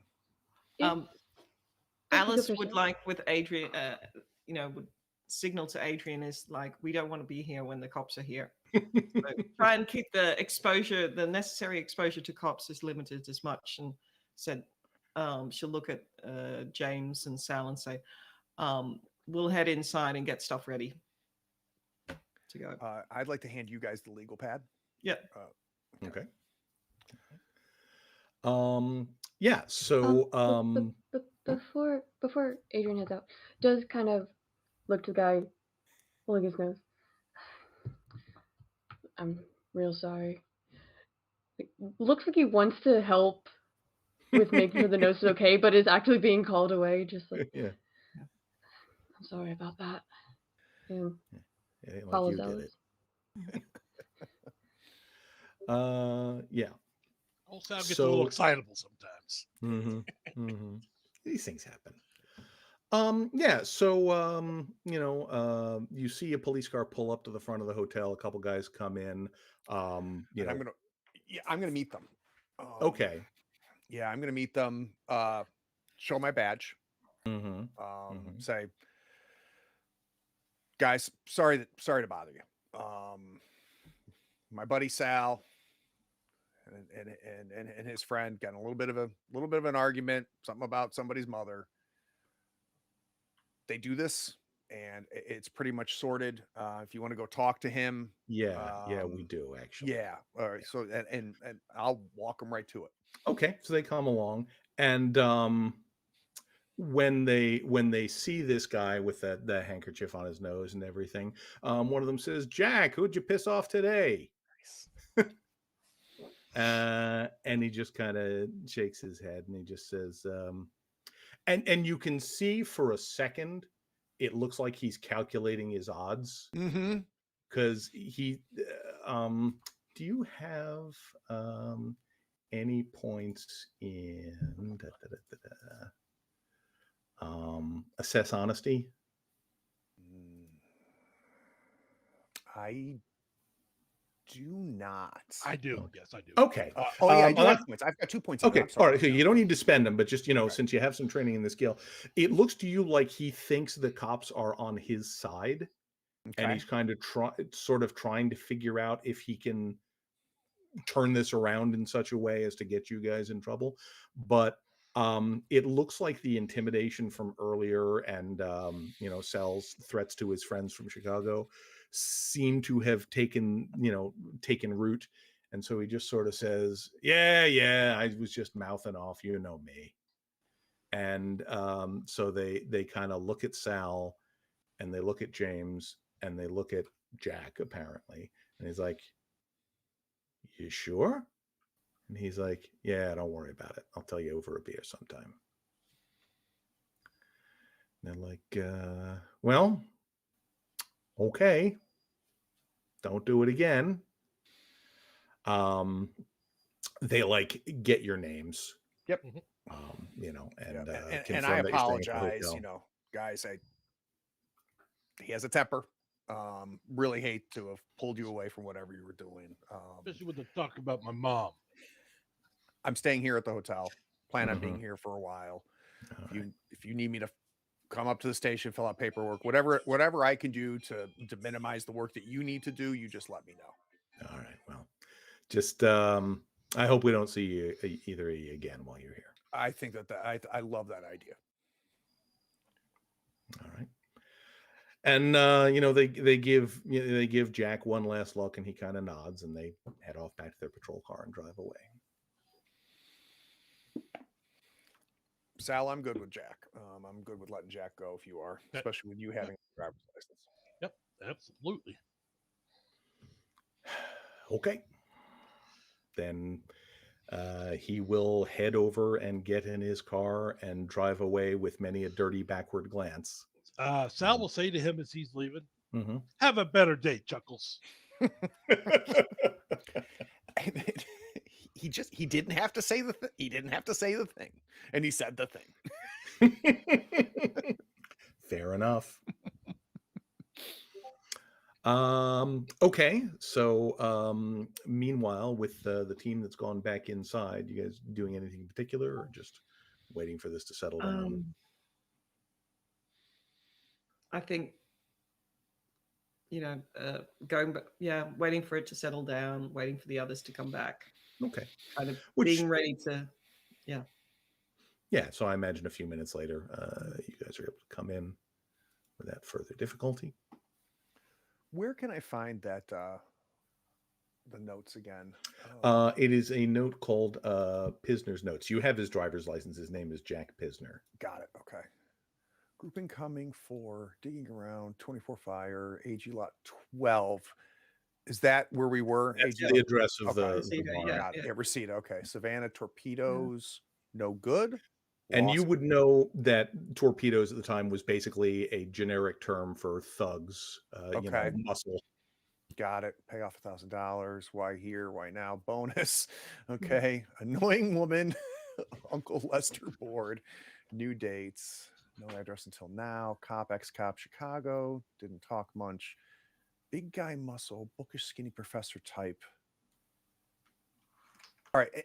And this, we're under the impression these were Jack's notes. Yes. Okay. That is how you would take all it. Right. SY 3828. That's going to be a phone number. It was the SY is the exchange, and then the actual phone number. Yeah. Well, it does look like we perhaps let him go too soon if he knows Echevaria's address. But well, crap. And just to confirm, the license plate down at the bottom under Black Dodge sedan, that is your rental car. Right. Yeah. Okay. So for now, perhaps let's I can imagine that we headed back to one of our rooms, to Sure. James's rooms, and we're Mhm. just pulling to discuss. Okay, what do we do now? They know we're here. They just spent.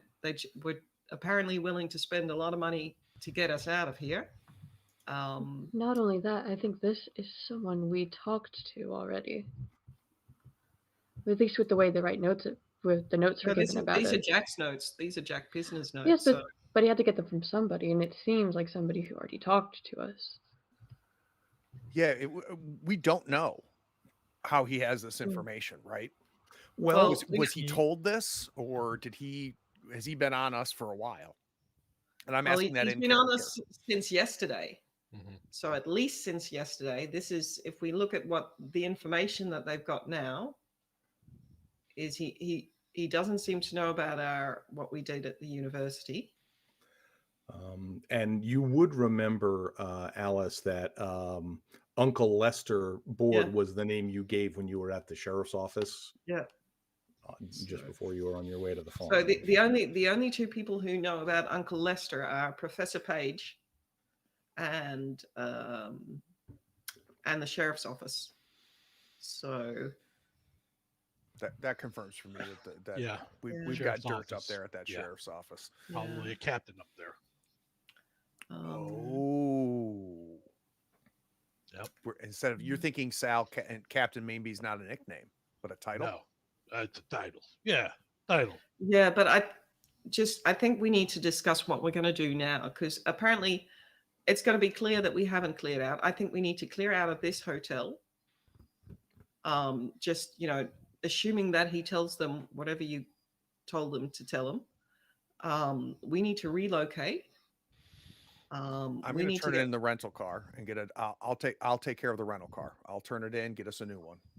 Okay. There's no bullet holes in this one, so that's nice. So, we need to relocate, and I think that we need to check with Professor Page ASAP as soon as we can. I think that's the lead that we have,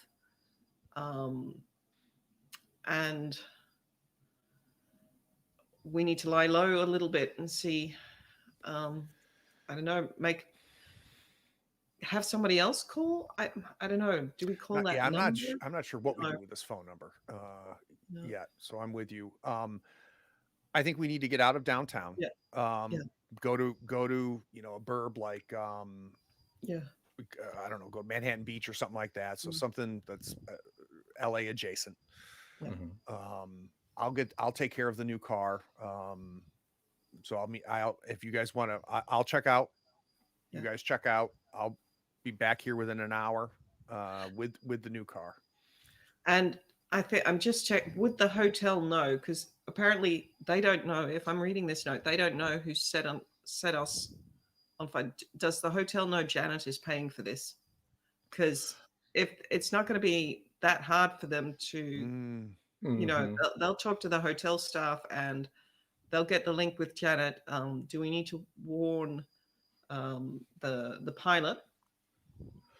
Well, I guess the question I have for you, usually what would happen like this is you guys would pay for the hotel and then you would submit expenses to her. Okay. So I think we need to, and all the telegrams that we were sending Janet, would we have been, that we'd probably be sending that through the hotel service? Would they have copies, or would they have records? They probably wouldn't have kept copies of the telegrams. I mean, they would. No, I mean, the originals have passed through their hands, so someone could conceivably have read them, but they wouldn't normally have a copy. Okay. I think we need to send there might Janet be a copy at the telegram office where they were sent, but okay, then let's hope they don't have access to the telegram office. We need to check out, switch the cars, send Janet a telegram that she needs to watch out. There's lay low, and we'll lay low until we can meet with Professor Page and somehow find out this. I don't know. I think Professor Page at the moment is our best our best guess, and then I think we need to get out of here. Okay. So it sounds like basically you're spending most of the rest of Sunday doing all that, getting yourselves relocated, getting the car swapped out, and that sort of thing. I will say, just for a sense of scale, the $1,000 that he was offered to pay you off is a little over $20,000 in today's money. Yeah. So this is a substantial expenditure. Yeah. More than Janet is offering us. Right, exactly. This is this is a serious commitment. And I think that the telegram that Alice wants to send Janet is that if she can get to Chicago, Sal's willing to make a call and front some money to some of the boys to watch her, make sure she's safe. Okay. Yeah, I'd say digging around, we have set off a hornet's nest. It is not safe. Don't telegram back. We are relocating. And then I think I'll give details for from Sal, like, contact this in Chicago. Sal's friends will watch out for you, something like that. Fantastic. I will point out to Sal that, as far as you know, Ms. Winston Rogers does not know the nature of your profession. So if you're putting her in touch with people on that side of the law, that might be a revelation to her. I mean, I have no problem with it. Yeah. Okay.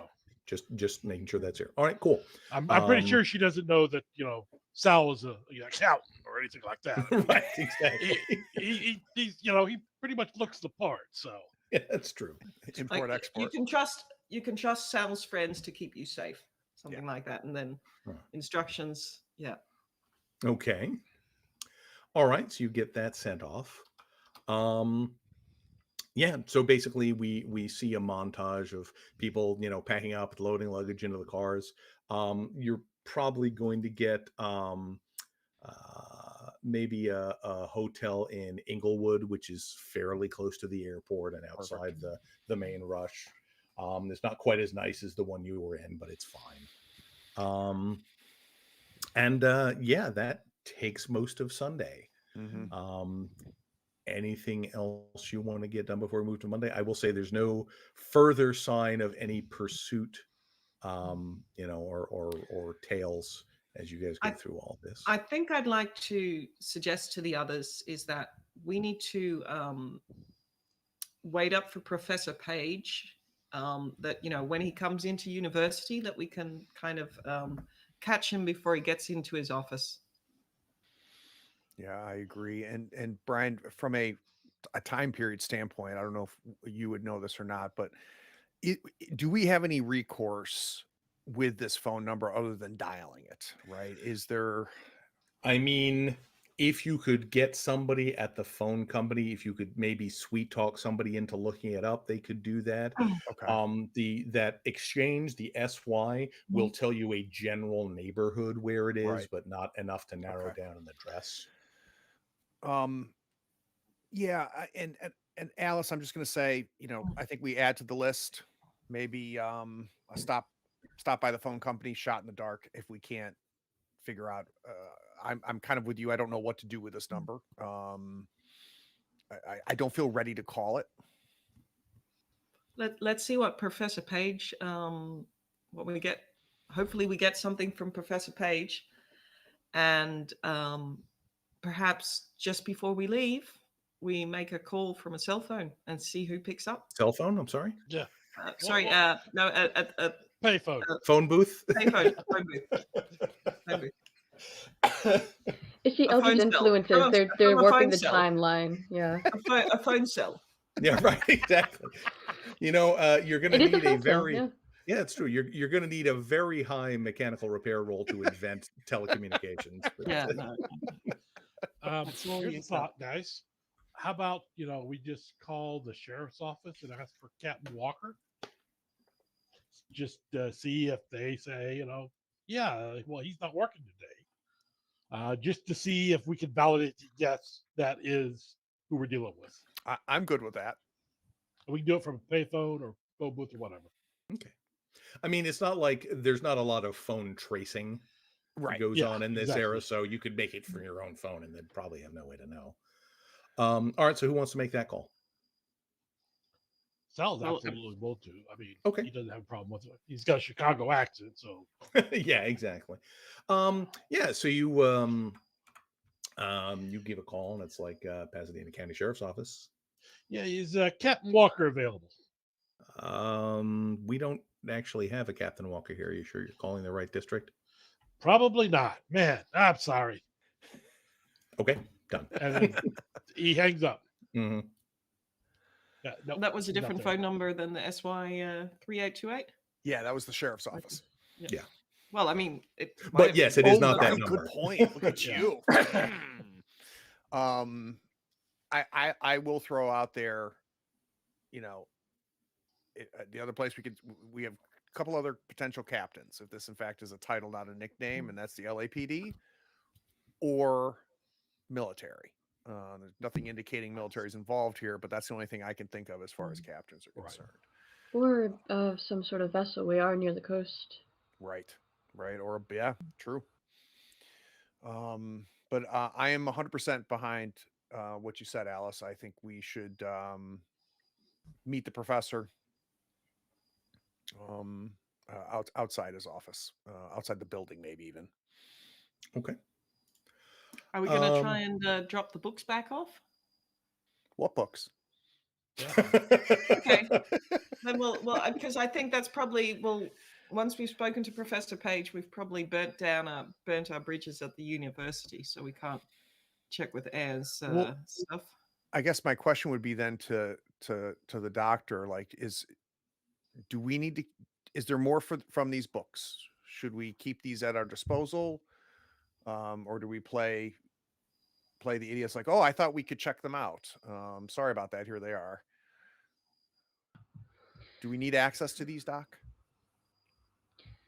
I got some pretty good notes down on them, and honestly, if there's some reason they want to keep them here, after what we've seen about how much there seems to be a concern for what information gets where, I don't think we want to keep these on us.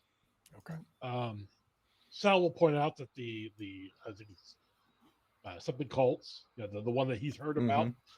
He will say, just to let you know, and he will say the name of the books. I can't remember. Right. Yeah, it's Unspeakable Cults is the English name. Yes. He says, he looks to James. He says, I know that more spiritual type people have interest in this book. Just saying. And I think that if you can successfully play the dumb guy with the library card play, hopefully we can. That's not an act.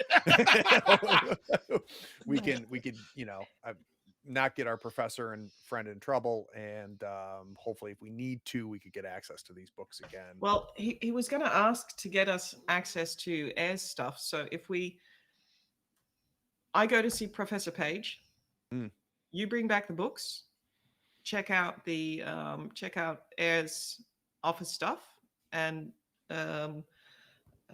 Adrian, you're with me to see Professor Page, and then I know you don't want us to split up, but we'll stay out in the open, get everything, get back in the car, and I say regroup, and if there's nothing else here for us in LA, let's head to the airport. Let's get out of here, and before we do, let's call SY 3828 and see who picks up. So I'll go to and I forget what his title was. Professor McDunn. Yeah. I'll go to McDunn by myself. Say, you might hear about us borrowing the books. We're getting them back. In fact, my friend Sal is dropping them off right now. It's really important for us to get access to what was in his office. Were you able to make that happen? He says, "Well, I'll get him started. Everyone's just kind of getting set up this morning." But he looks a little, I don't want to say concerned, but surprised at the level of importance you're putting on this. Go ahead and spend me a point of reassurance, if you would. I'm happy to. And then, yeah, he will arrange to have those items brought up. Sal, you're able to get back to the library. What I'm going to do is, if I get a briefcase, stick the books back in the briefcase, go in, ask about some other book, right? And when they show me that book and they leave me alone, I'm going to act like I'm just going to shelve those books in with the others. Okay. And it looks like they got misshelved. Okay. Maybe spend me a point of, I don't know, like streetwise, just kind of as a general con artist kind of operation to make sure nobody notices that. Absolutely. I will spend all right. streetwise. And then Adrian and Alice head over to Professor Page's office. It sounds like you guys were getting there pretty early. So you actually see him getting out of a car and walking towards the mathematics building. Yeah. Okay. And then I'd say as we see him in the car, we'll, walk towards him like, Professor Page. Oh, hey, how are you? Hi, it's Alice and Adrian. How was your weekend? And we'll walk along with him. To the office. Yeah, he says, I gotta tell you, your uncle was a fascinating man. He's very clever. Let me show you what I got in here. And he kind of brings you into his office, sits you down, asks his secretary to get some coffee together or something. And he kind of flips open the ledger, and you can see he's got like a bunch of other pages stuck in there with like translations and stuff. So the numbers, simple substitution cipher, the math heads up for that. That part was easy. The text looks like he was using a Vignere cipher. So I started with a Friedman test to figure out the key length. Was your uncle in the military? Anyway, so I used Kosiski's method, and he just kind of gives some crypto babble at you for like a minute or two until you're finally like, what did you find? No, I'm like, Alice is just going to look at him fascinated, and it's like, oh, yeah. No. Did you? Okay. Uncle Lester. Yeah, no, it's Uncle Lester. But when he eventually gets down to talking about the contents, this looks like it is an inventory and sales record for something that's just referred to as N, the letter N as in Nancy, between August 1922 and July 1924. So N is sold in small quantities that look like they're probably liquid ounces. And it's about $3 an ounce, which would be about $50 an ounce in today's money. Okay. They are sold to a variety of either end users or retailers or resellers or something that have different code names. In addition to some of the ones you've already seen. The code name Black is referred to in some notes. That seems to be the person who's actually providing the N in the first place. And then the references to Town Car are apparently the name or the code name of the accountant who is actually keeping the books. And as he's kind of walking through this with you, you can see that it's sort of occurring to him as he tells it to somebody else that this is looking kind of suspicious. And so he says, so this is a very expensive substance, very strongly encrypted. If the units were bigger, I think it might have been alcohol, because obviously this was all during Prohibition. But the units just was your uncle selling drugs?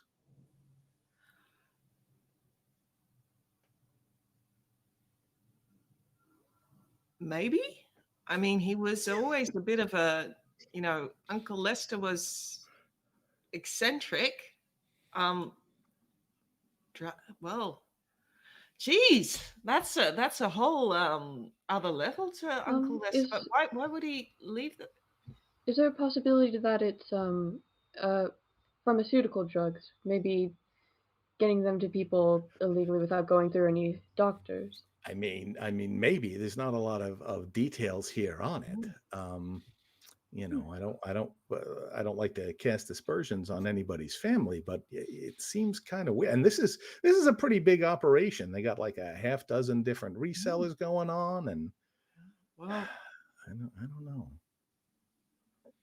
I'm just as well. I can't say shocked because there's some stuff that Uncle Lester's, well, he always, geez. Well, this is a kind of a different goose chase than we were expecting. Oh, what do you think we should do with this? Well, I mean, if we had any kind of proof or evidence of what it was, I'd say go to the police, but it's your family. We don't know what it's doing. This was 10 years ago. Yeah. Well. I don't know. Maybe I just cover it up and forget about the thing. I don't know what to tell you. And Alice will reach out and take the ledger with the notes and the translation and say, yeah. Well, he left it to us. He must have wanted us to know about it for some reason, but perhaps it's true that they say is that just leave some. It's better to leave some things buried. Yeah, Yeah, it might be. But if you find like a big barrel or a bunch of unmarked bottles in his house, maybe maybe just quietly put those away somewhere. Yeah, no, indeed. Oh, Professor Page. Well, I don't know how to thank you for. Well, you spent your weekend on this, and then it looks out that it's not going to lead us to to some big treasure, but well, Hey, it was a fun puzzle to solve. I appreciate that. Yeah. Okay. So, well, I hope I hope everything's okay. oh well, it's yeah. Does Fletcher say anything about the locations that N was being dropped off to? No, this is just like a recording of transactions. It doesn't have addresses or anything on there. All right. Okay. Well, Professor Page, thank you very much for this. It's been enlightening. Well, yeah. Family, what are you going to do, right? Yeah. Oh well, it's yeah. What are we going to be doing? Well, we won't bother you any further, and yeah, perhaps just put this back in the deposit box where it came from. Might be. And another mystery, another facet to good old Uncle Lester. Okay. Yeah. All right. Well, good luck with the rest of your research, I guess. Yeah. And we're gonna head out back to the pre-arranged, back to the car or wherever we agreed to meet. All right. So we're going to cut back to James, where the contents of Air's office have been, brought together. It's basically a big like banker's box, just full of various folders and stuff. Flipping through them, it's a lot of just sort of generic class records and nothing, particularly interesting. You do find a couple items of note. You find what look like a set of research notes, which look like they'll need a fair bit of reading, but you can certainly kind of skim them and see what's going on there. It looks like research about a bunch of sort of supernatural weird entities, which he seems to genuinely believe in, as opposed to just being mythology or that sort of thing. And this seems to be somehow connected with the trip he was planning to Ethiopia. There's also an address book, with a bunch of names and addresses and stuff in it.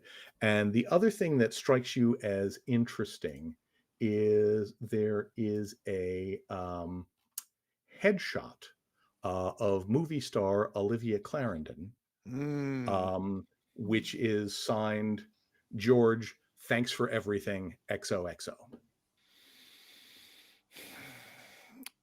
Am I in a position to pack the box up, but parts end up in my jacket? I would think at this point, there's not like someone there watching you, because I mean, no one has looked at this stuff in 10 years, so it doesn't look like it's important to any of them. So yeah, you could certainly grab a couple things. So yeah, I'd like to take the picture, the address book, and I'd like to also take the notes because I think that the doctor can probably do more with those notes than I can. Okay. I start reading about this God beyond stuff, and immediately I'm like, this is not for me. This is not for, right. So yeah, so I will go back to and meet them wherever we meet, and Doctor, I'm going to hand you the notes and say this was in the office. It's the kind of stuff that Sal's been talking about is the kind of stuff that I think our friend was into. I just skimmed it just to realize whether we needed it or not. I've got an address book. I don't know. Can I flip through the address book, Brian, and see is there an address that's circled, or is it? No, it doesn't look like there's anything that's particularly brought up in either particular names you're looking for. Is there an address for Highland Park? Mm-hmm. I mean, there are probably you know what? I don't think you do see any addresses in Highland Park. How about an address for my movie star? She is not in there. Okay. That's in the little black book. The one you want behind. Address for the building that got burned down, or for the sheriff's office? No, don't see any of those. Okay. Any Savannah addresses? No. It seems to be all people in the greater LA area. Okay. I mean, there is one that's labeled Mom that is in like Las Vegas, but yeah, I'm going to keep it. Okay. Just in case names. Every time a name is mentioned, you're going to see James go flip. Are we back in the car? I would assume at this point, yeah. Yeah, the two of us are. If we're all back in the car, Adrian seems a bit distracted, just sort of connecting a lot of dots at once. All right, so I have a lot of thoughts from reading everything that's been given to us. I don't know how much of this is pertinent, but would I be okay to share some of it? Please. All right. First thing, there seems to be a big emphasis on the number 13. There were 13 unidentified bodies. Took place on August the 13th, and I checked the itinerary again. I mistook it. It was actually on July 13th that he was in Wadi Halfa, and there were 13 mantras in the Unspeakable Cults book. So that's a number we should probably keep on the lookout for. Now, from the notes from Ayers, it looks like reminded that the name of this entity they concern themselves with is the Fisher from Outside. One of the books that we didn't keep, that we couldn't read because it was in either Mandarin or Cantonese, was something about the fishing in the stars. There seems to be a very heavy celestial context to a lot of the things that they write about. And from the ledger that we got decoded, and most likely means narcotics, I imagine that whatever they were using during their ritual that night. There's something in Hungary that's of importance as well, and in the Red Sea, which makes sense why he would have been in that area if there's something of importance there. I don't know how much of this is going to become important immediately, but it's very clear they have specific themes that we may want to be keeping a lookout for. So remember, 13, celestial matters. Mouths, yes. If you hear anything of Hungary or the Red Sea, probably keep an eye on that. Just things that going forward we probably want to keep an eye on. Now, have we looked into the detective who worked the case, Trent Huggins? You have not. Not yet. If we can find any information on him, see if he still works with the Force. If we can find anything about him, see what his connections are. Maybe that can give us something. I know we were thinking of getting on a plane, Alice, but I think we have more business here. I can imagine she'll point at the picture and say, we might want to see if we can somehow bump into Miss Olivia Correndon, because so far she seems to be the only one still alive who knew Echevarria, who was involved in all this. And did Yeah. she receive this N, and that's what she's thanking George for? Whose ledger was this? Whose ledger was this? Because we found this in the safety deposit box. There was not an explicit explanation of whose it was. And we got the key from the box from Douglas Henslow. It was in the So yeah, I think Olivia, and perhaps we give that number a call. See who picks up. I don't think we want me calling.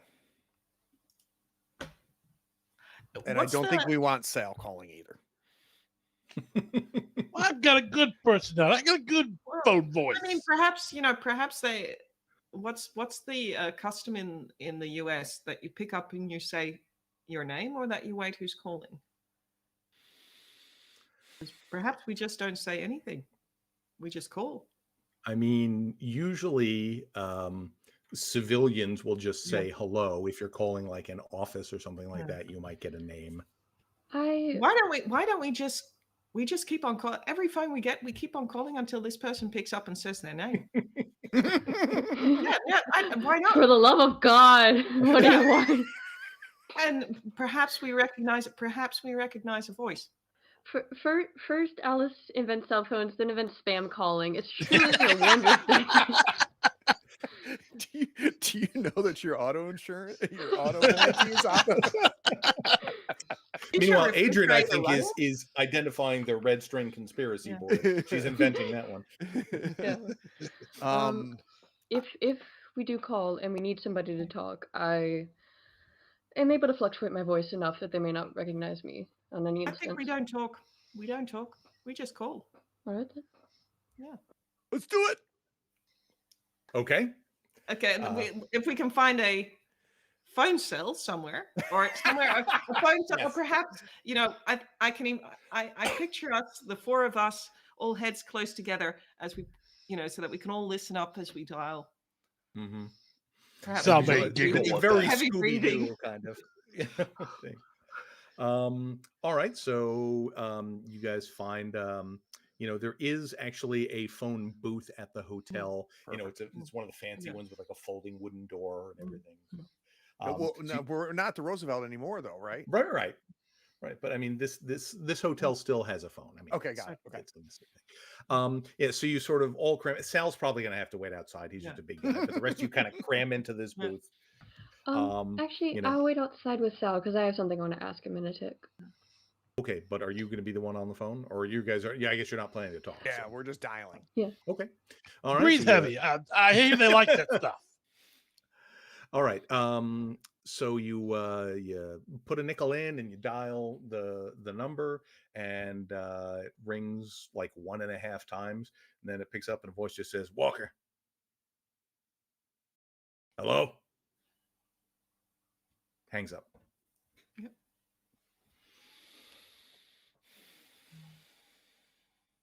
Well. Right. Well. It's his number. It's his number. Did y'all get anybody recognize that voice? I mean, there weren't many words, but it didn't sound especially familiar. Do you want to have a go again with me talking, or do you want to leave it at that? I kind of like the idea of the doctor calling and just see. Okay. And the only thing I'll say is, doctor, just don't give anything away. Mm-hmm. If you want me to try again, just let me think of what I need to say. Okay. I think it is telling that he answered and immediately said his last name. So that's law enforcement or military. Yeah, I'm thinking the same thing. Yep. When are you ready, Doc? Do we want to threaten him? Oh, let's not do the threatening. Well, I mean, it's we want to let him know we're onto him. And then, this is also part of an investigation. We're pulling on strings. Let's start kicking the hornet's nest, see what comes out. I really don't want to risk it. There's only one person we could have gotten this number from, and Ooh, good point. we really seem to not want him to pay more than he already seems to be with his broken nose. So let's keep it as. He was following us. I'd say that's Jack's problem. Still, Cold-blooded. Alice, I like this. I like this. Well, I mean, we've already established that she'll run people over at the drop. Yeah. So. It's we're nearly at a we need a lead. We need to somehow get this moving. They're moving against us.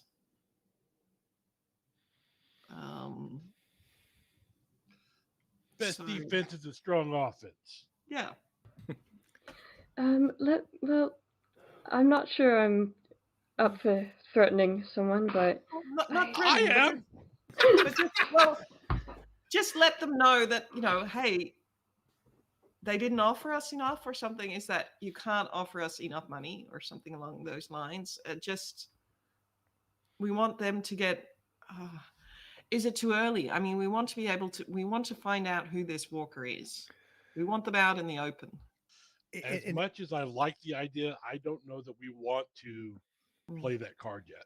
I think we want to pull more threads, right? So we've still got some business to do here. I think I like let's do that before we get on the plane phone call. Okay, so perhaps we don't call just yet, but we try and meet with Olivia. I think that might be the next play. Go ahead, Doc. Well, as I said, I'm able to fluctuate my voice rather intensely, so I could play someone completely clueless who dialed a wrong number, or was given the wrong number by a friend, perhaps. Yeah, but would that give us more information than he's already given us? It's Walker. So I really think that we need to get access to phone records to see where this line leads. Yeah. Or does the doctor work for a florist and there was flowers that were ordered and we just need to confirm the address? Is there any possibility that we could get him to tell us where he is? I think this guy's a mastermind. So yeah, no, I don't think I think if he'll figure out it's us and we'll be walking into a trap. Okay. Yeah, he probably already knows it's us just by this phone call, and that's not talking. He's going to assume something has gone sideways. So I mean, Jack may be in danger already. So yeah. Brian, is there like a pamphlet of the stars or a tour of the stars homes? I'm trying to figure out a way for us to figure out where our starlet lives. I mean, it's probably a little early for that. So just to give you guys a sense of perspective, it's like, hi, we'd like to talk to Julia Roberts for a few minutes. Right. Yeah, that's what how do you start that process? Right. Well, perhaps we have the photo that she gave to George. We need her to come out. This is probably something she's not that proud of. If we can figure out where she lives or where she is, and then we send her the note, we send her the photo with, we know what you did in 24 and meet us at some public place. And then we wait around there, to see if she comes or if somebody else comes. I'm not against that. And I think instead of sending the photo, I think we send a note. First of all, we got to figure out, and maybe we go to the studio, right? And maybe we can leave a note there for her, but I don't know. It's really I think we send the picture, then she'll know what it's about. That's our only copy. Right. My concern is that we lose leverage a little bit, right? What I'm wondering is, we have your thank you letter to George. We know about N, and we have a few questions, and then we'll leave you alone. That's fine. Yeah, we leave a note with her if we can somehow find out where she's filming or where she is, Yeah. and then we say, meet us at this public place. Yep. Where we can set ourselves up to watch if she comes, if anybody else comes, etc. Because if she's in contact with this walker or some bigger conspiracy, they're gonna want to ambush us there, but we'll ambush them, or at least we'll see who comes. What I would think, I mean, if we can locate her address first or lay eyes on her, then do that, see where she goes, who she calls. I mean, because I'm going to guess that she's probably not a, cold hardened cultist. Right. So it may scare her and she may go back to the source or whatever, but she may lead us up. So Yeah. what I can tell you guys is obviously the comings and goings of movie stars are big business around here. Mhm. So it's not too difficult to do a little bit of digging in, periodicals and that kind of thing to find out that she is apparently in the process of filming a movie called Special Agent on the Warner Brothers lot. Mhm. And, you know where that is, although it's Yep. not publicly accessible, obviously. So you have a pretty good idea of where she is, but again, getting to see her is the tricky bit. Yeah. Well, we just need to get the note to her, and if we can, we'll stay outside the studio, see if she comes out, and that's. I agree with you, Sal. It would be good if we could follow her, but I don't know if we're going to be able to do that. Is that we can set a place where we ask her to meet us, and either she comes or she sends somebody else, and we watch the place if somebody else sets up there. Brian, is there I'm trying to think of a way to get on the lot, right? And to get access to her. Is there, if one of us were to be a messenger, I mean, would that be a viable thing? Say, I've got a message that that I have to deliver directly to her. It's from a family member or it's from her lawyer, or I'm trying to. I mean, you could certainly try it. I don't think any of you are familiar enough with Hollywood practices to know what the security stuff is like. I mean, she's a big deal, but this is also long before, the Hollywood machine that we have today has spun up. So you could certainly try. Or we could just, sit outside the studio and watch the coming and going, see if we can spot her and shadow her. Pull a jack. How do we feel about doing that for a day? Right. So let's hang out outside the studio, see if we get a sense of coming and going. Because if we know she's filming on the lot on Tuesday and we don't see her go to the lot on Tuesday, that means that she's not using the front door, right? That they're bringing her onto the lot and off of the lot in a way that we're not going to be able to find her. Right. If we see her go in the morning through the front door, then I do like your plan, Sal. We can wait till she leaves and then just we need to talk to her. So we follow her at that point. I don't know. I would certainly say follow her, just because I think it's important that we know where she goes, in case she goes to ground or in case she does something that would be out of character for her, as far as going up to wherever, and that's something that someone of her caliber or background would not do. What do we think? Alice, you're not feeling it, I can tell. No, we can spend a day outside, but I don't know if we'll be able to really effectively follow her or watch or see whoever she's calling. Yeah. So, but I'm not opposed to waiting outside the lot. But I think if we can get the photo and the note to her, that's going to activate her, and we can set the scene where but we we can wait outside. We can see if she's there, if we see her and where she goes. But we have to find her first. Yeah, but And that's yeah. I don't know that she'll be on the set. You know, it's Well, she we could be just not. they're filming on the set, so we just get a courier to bring the note to her. I'm sure that, I think it's probably going to be easier to get a note to her than for us to get to her. That's a good point. We just, instead of posing as a messenger, Mm. let's just hire a courier and require a signature. Okay. Want to give it a shot? All right, let's go to a courier service. All right. It's easy enough to arrange. What do you want this note to say?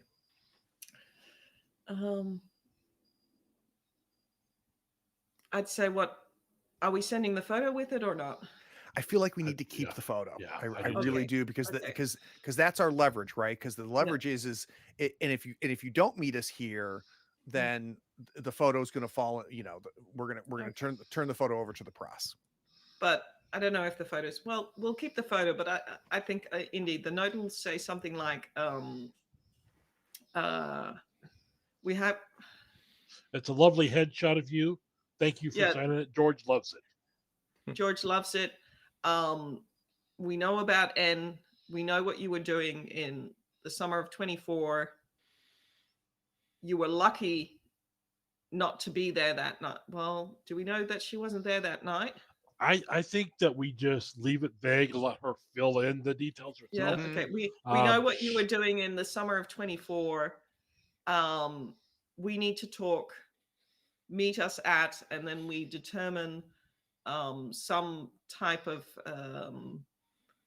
public place where we can stake out way ahead of time, just to see, who shows up. Yeah, I mean, you could go to like Echo Park or something like that. Okay. And then I'd say, and we give a date for the following day at, let's say, 2 p.m. or something, or I don't know, at some time. Give us enough time to be there, and let's stake out the entrance of the park, the Hollywood lot. See if she goes in. See if she comes out. If we see anything special, and then tomorrow, let's see if she shows up or somebody else shows up. Given her status, she's not going to be driving. She'll have a driver drive. It may even be a limousine or a high-class car. It's definitely not going to be the Chrysler that we have. It'll be something much more. Yeah, there's a possibility. I mean, you could see both scenarios, right? In the 30s, where the movie star is driven there, picked up and driven there, or the movie star gets in their own car and goes there, because it's not quite the same paparazzi culture and things like that we have now. I just looking at her picture, she looks high maintenance, and I'm driving herself. Yeah, she's a very big name in Hollywood. Yes. Okay. All right. So it sounds like courier office, message, require a signature, and then directly to the lot and just stake out the lot and just see if we can't get any sense of comings and goings. Okay. And then all of this is going to be meet us at Echo Park, 2:00 on Tuesday. Okay. Yes. I'm sorry for the weird question, but would there be any way for us to learn who the state attorney general of California is at this point in time? I mean, it's a matter of public records. You could certainly find it. I would be looking at Wikipedia, but like, is it easy enough to figure out just like who the current attorney general is at the moment? Sure, that's certainly it's publicly available information. Okay, good. I cannot wait to see where this is leading. You don't want to know. But I kind of have to if I'm running the game. But we'll see what happens when it goes there. All right. So, arranging for the courier is simple enough. You get the message sent off, and then you're gonna basically go to the lot and scope it out. Yep. Yeah. So basically, there is kind of a public gate that is open up, and you can see that basically the security guards there are letting people in who have business, but you do see that there are a handful of people kind of hanging out. Some of them have cameras, some of them have autograph books, just sort of waiting to see if someone famous comes by, kind of thing. So you would imagine that everybody kind of comes in and out through this gate, and you're just kind of staking that out for the day. I think that Alice would perhaps, I imagine that perhaps we're sitting in the car or on a terrace across from it, that Alice at one point might just head over to the paparazzi and be a bit tourist-like. And, kind of like, I'm in LA for is this where you see the movie stars, and just try and charm, herself with some of the paparazzi, and, like, oh, what do you do? And who have you seen lots of famous people? Who's the most famous person you've taken a picture of? Who's your favorite movie star? And then try and lead it if she can perhaps get some goss or Great idea on Olivia. Sure. So I would say that when you get over there, probably most of the people with cameras here are just, tourists and looky-loos. Oh, okay. It doesn't look like there are any, actual like press photographers here at the moment. Although talking to the folks who are there, it's like a lot of them tend to start showing up in the afternoon as people are leaving. To try and catch them on the way out. Sometimes some people will stop here and give autographs. Sometimes they just leave. So it sounds like it's kind of a crapshoot to see you get anybody. But they know that, and they name a couple names of people that are, supposedly filming on there at the moment. Olivia is one of the names they mentioned. She's a pretty big star, and some other folks. I don't have my list of 1930s movie stars handy, but yeah, there's definitely some names you recognize that are out here working for Warner Brothers. What, we don't have a handout? Look, man, I didn't know how you were going to approach this. I can't have everything ready. Yeah, so basically it sounds like, there'll probably be some people come by, and you do see occasionally a car come in. It's a variety of, just people driving themselves, or sometimes there are fancier cars with clearly a driver in front and a person in back. And sometimes, they'll cut to them, hey, was that Clark Gable? Kind of thing. But nobody seems to be doing any stopping on the way in. So are we just basically camping out here for the day? I think so. Okay. Yep. All right. So towards the end of the day, probably maybe 4:30, 5 o'clock. Actually, let's say 4, because they want to get out and beat the rush hour traffic. You do see, as the cars are starting to leave, you actually see kind of at the far end of like this driveway area, a woman walking to a car that you think might be Olivia Clarendon. She has the same, general build and stuff that you remember. And there's a driver that kind of opens the door for her and then gets in and starts driving this way. And it sounds like some of the other folks here are like, oh, it's Olivia Clarendon, and they're all kind of like waving the autograph books and smiling and everything. And so when the gate opens and the car kind of pulls halfway out, she rolls down the back window and does the very pleasant smile and signs a few autograph books and receives some flowers and that kind of thing. She says, no pictures please, I'm not done up, kind of thing. Do you want to interact at that point? Is she willing to sign a picture she's already signed? Well, I'm thinking that Alice might. You can find out. We sent the couriers going in, right? And yes, that has presumably already been delivered. Alice is thinking about, just going to the window, like, oh, Miss Clarendon, I'm such a huge fan, and George was as well, and then just stepping back and trying to disappear back into the. Okay. I don't know. She'll see my face, but just to let her know just to kind of reinforce it. Okay. So what I'll say is this, you go up and you say that to her, and when you first say that, she kind of does it, oh, that's so nice, kind of thing, Yeah. like she's not even really processing it. Yeah. And then when you say the name George, she kind of she gets this very curious expression on her face. It doesn't look like do you have like, what do you have interpersonal skill wise? I've got assess honesty. Assess honesty is probably a good one for this year. Don't spend anything yet, but just look at it. It doesn't look like she doesn't look, guilty or worried or anything like that. If anything, she looks a little confused. And she says, did you send a letter this morning? Alice will have already, just said that, looks at her face and gone back into the crowd. Yeah, going back. Yeah. All right. Well, she signs one more autograph and then says, I have to go by, and rolls up the window and has her driver move on. Okay, and Alice will head over to head back to the others and say, She got the note? I think she got the note. I don't know if she got the message, but You want to try to shadow her? that's probably too late to get in the car and follow. I'd say by now. I mean, I'm willing to say that Sal could have been waiting in the car, probably not to get everybody else, but if you wanted to follow them, you probably could. I mean, I would like that. Okay. That would be. Please. Okay. Sal, give me a quick driving roll.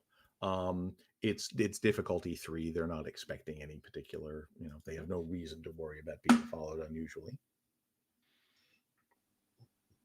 I will spend a couple points just to make sure. Good thing I did. Good use of points. Okay, very good.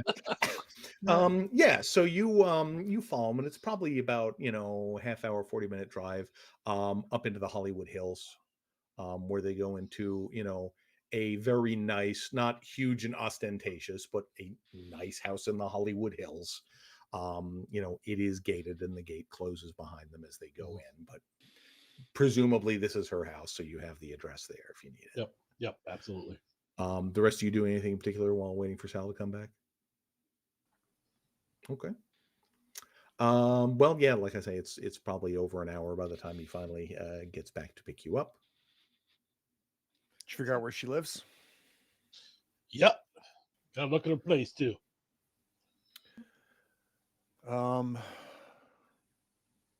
Let's go. Back to the hotel. Yeah, finish out the day and then Okay. get ready for And our then- rendezvous tomorrow. Hopefully she'll show up, or somebody will show up, or it's just whatever this end was is she doesn't remember it anymore. So one thing we haven't sorted yet Mhm. is obviously if we see if it's not her, right? That's one thing. But let's assume for a second it is her. We're not here to scare her. We're not here to intimidate her, right? We're here for information. So once again, I don't think that myself or Sal are the right person to have to be the one that meets her. So between you and the doctor, or maybe both of you, like, what are we thinking? Who's going to have the conversation with her, assuming she shows up?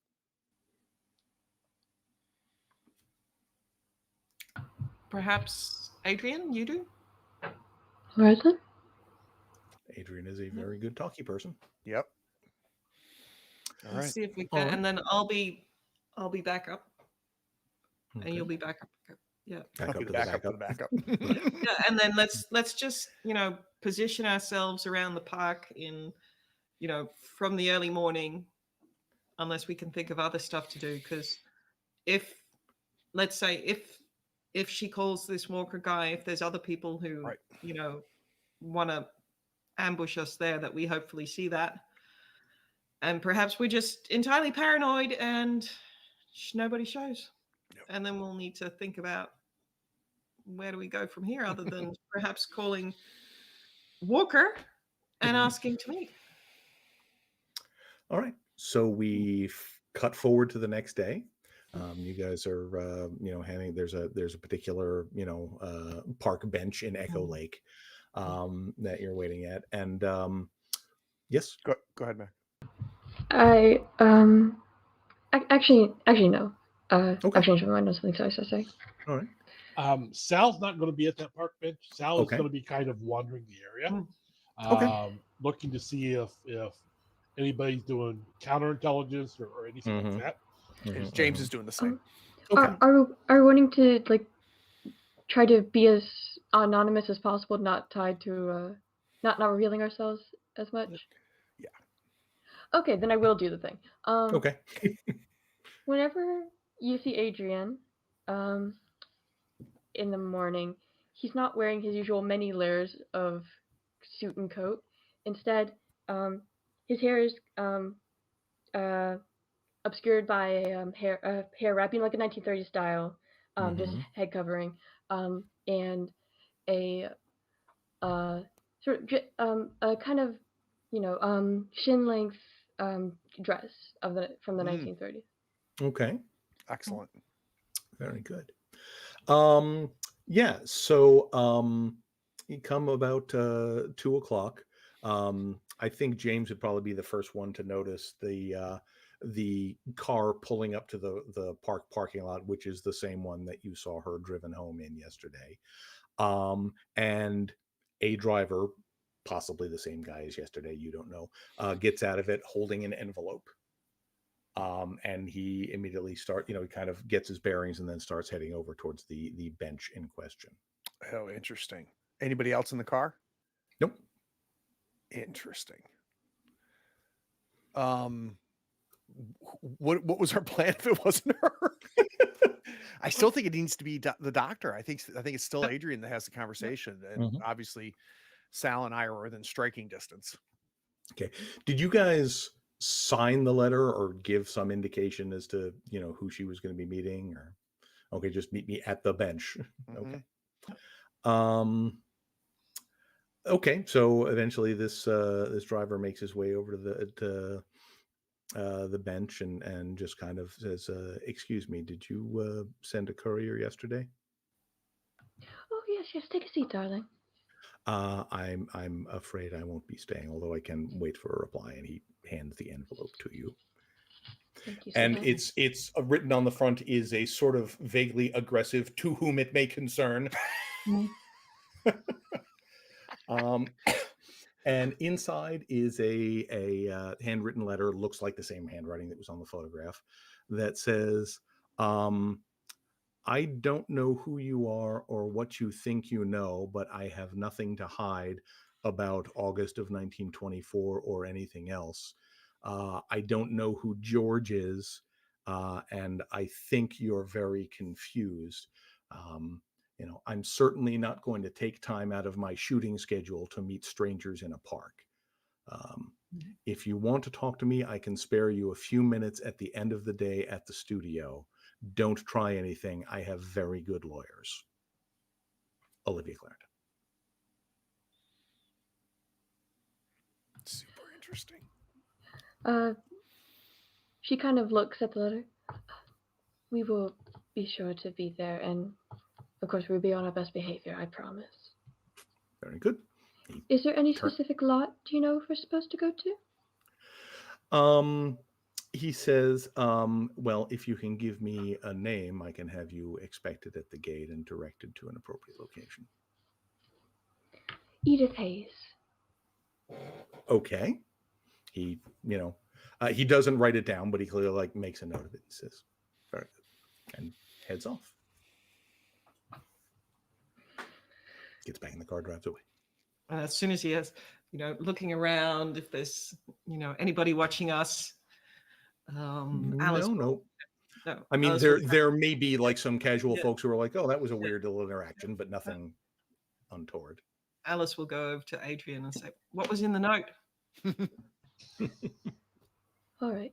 You have to promise not to make any more threats. She has... we weren't threatening. Let's go, my fun. We weren't making any threats. We've been invited to talk with her at the end of the day at the studio that she is shooting at. I gave them a name, and they'll direct us to where she is.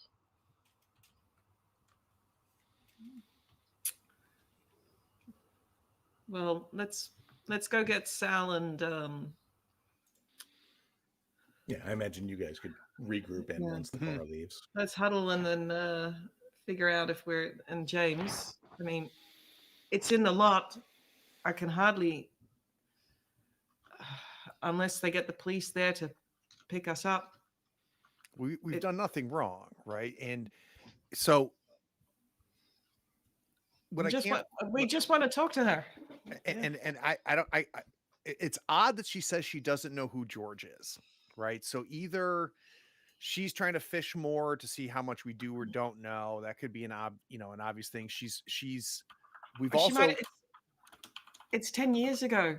You know, she may have forgotten. I saw her face yesterday when I mentioned George, and she didn't seem to remember. So Yeah. I mean, 10 years is a lot of cocaine. yeah, and perhaps I mean, she wasn't there on that night. So perhaps she was only just marginally involved. yeah, I think we make the date, right? I Yeah. think we meet her at the lot. All four of us, or just Edith, I think Edith and you, Okay. Alice. I don't trust myself or Sal. Yeah. And I think in my mind, we go with she knows only what she knows, that I don't sense she's part of some really knew what was happening here, but she might have information that's going to help us figure out what was happening here. Perhaps we'll just honest this. Listen, we need to find out. You know, we got your name. Something's going on. Somebody's in danger. Yep. And were we looking for his house too? Yeah, we're looking for Edge, and perhaps, I mean, she will have known what his address is. I don't think this. I mean, that house will have been sold, but in the notes they said, let's just kind of be honest. I'm okay with that. And then you got, well, if anything, if you suddenly see cops jumping out or anything, you'll come and get Adrian and me. Yeah. Okay. All right. Well, I think given the time that we're at now, we will probably go ahead and wrap it up here and pick up with the meeting with Olivia Clarendon next time. So let's roll credits and then we'll have a little talk afterwards. That sounds fantastic. We'll be right back.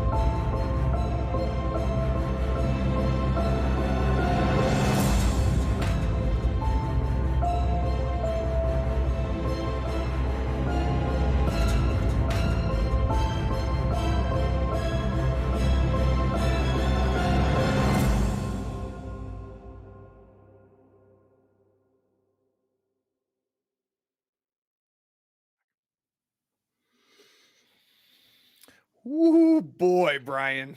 You guys are circling and spiraling in towards where exciting things will happen. So I can't wait. The good news is we're not going to have to wait that long, because I No. think we're good to go for next weekend. We are. To leverage up. And then we're going to have a little bit of a gap after that, but we're going to have a pretty regular schedule going forward is the plan. So hopefully we will be able to keep that momentum going. So let's do the traditional stars and wishes thing. Naomi, let's start with you. I think I really enjoyed the punch up in the reception. I was for sure like, oh, this is going in a direction we're going to end up with a couple of us in jail, but fortunately not. So that was really that was fun. Yeah, I had to. Most of them to take direct action. Well, and I didn't feel like James was going to go to that next level until like the threatening thing. That was just Yeah, exactly. yeah. I knew that was going to get a reaction out of James. Oh, I just wasn't sure which reaction it was going to be. I should have known. And I think wishes is that I'm hoping that just finding out how things move forward. The idea is that we're kind of tiptoeing around stuff and stumbling about a bit, but hopefully I'm really interested to see how things turn out with Olivia. Either she doesn't remember anything, or we are walking into a trap. Yep. Or we get the missing information that we need and we just run to the airport.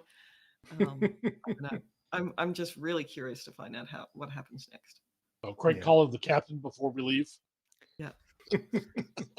See, that's always the tricky thing about running these investigative things. It's like there are like 3 or 4 places where you're one connection away from kind of getting to the next big thing, and it's like I kind of want to push a little bit, but I also don't. So, but we're getting interesting points.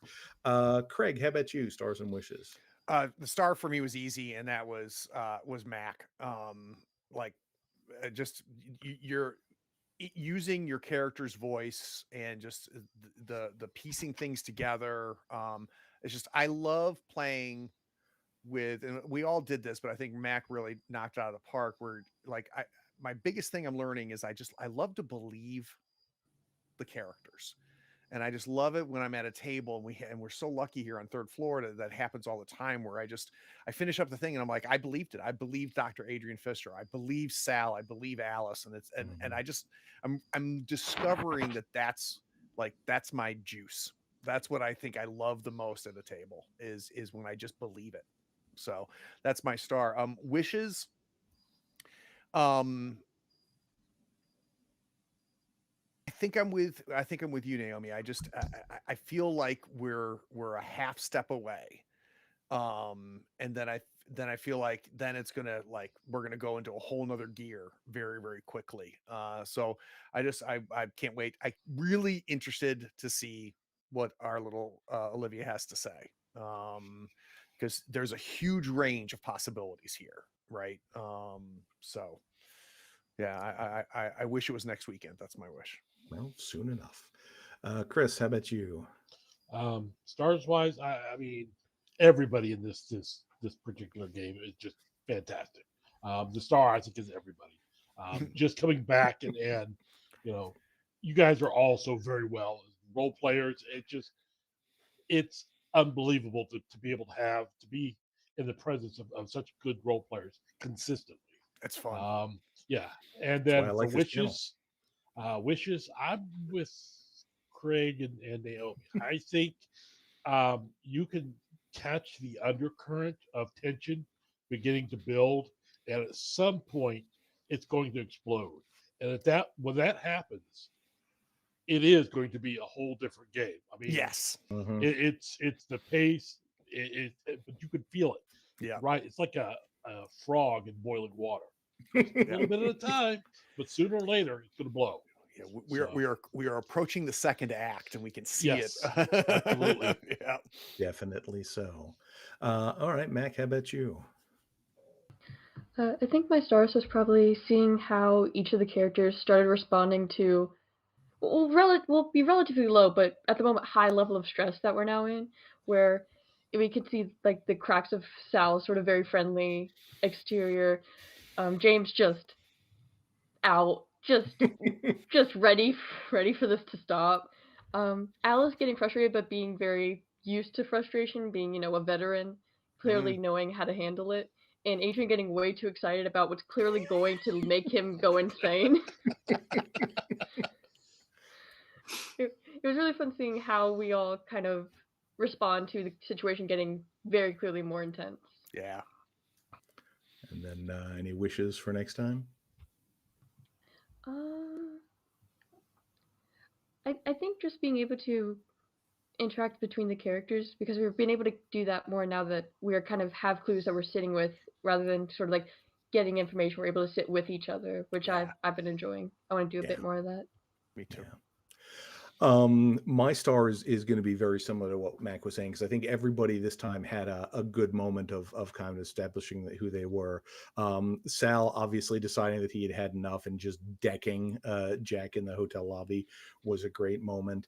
I loved Naomi's or Alice's kind of quiet but ruthless description of what we do next.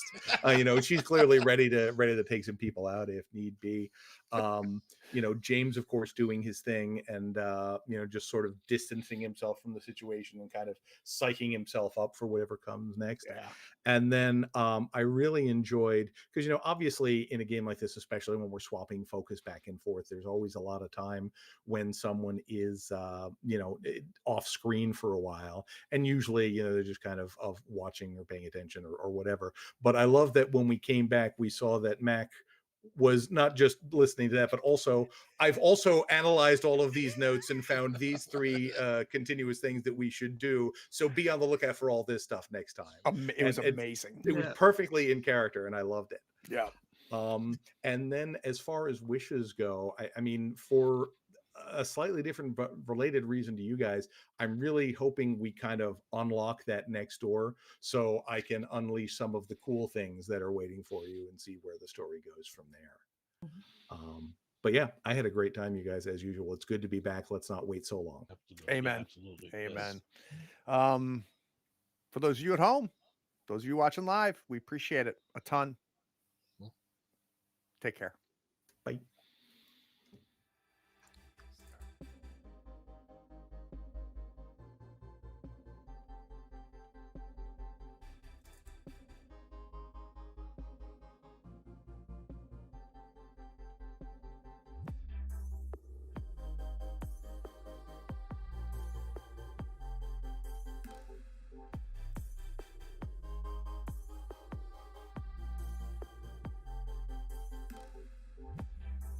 Howdy, friends. Thank you for watching. All our content is archived and organized in playlists on the Third Floor Wars YouTube channel. Check it out. And if you could like, follow, subscribe, and even set your notifications to this channel on YouTube and Twitch, we'd appreciate it, and it'll make sure that you catch all of our content. I talk with creators, designers, and experts across the gaming landscape in every episode of our podcast, Tabletop Talk. Open up your favorite podcatcher and search for Tabletop Talk from Third Floor Wars. Support your creators.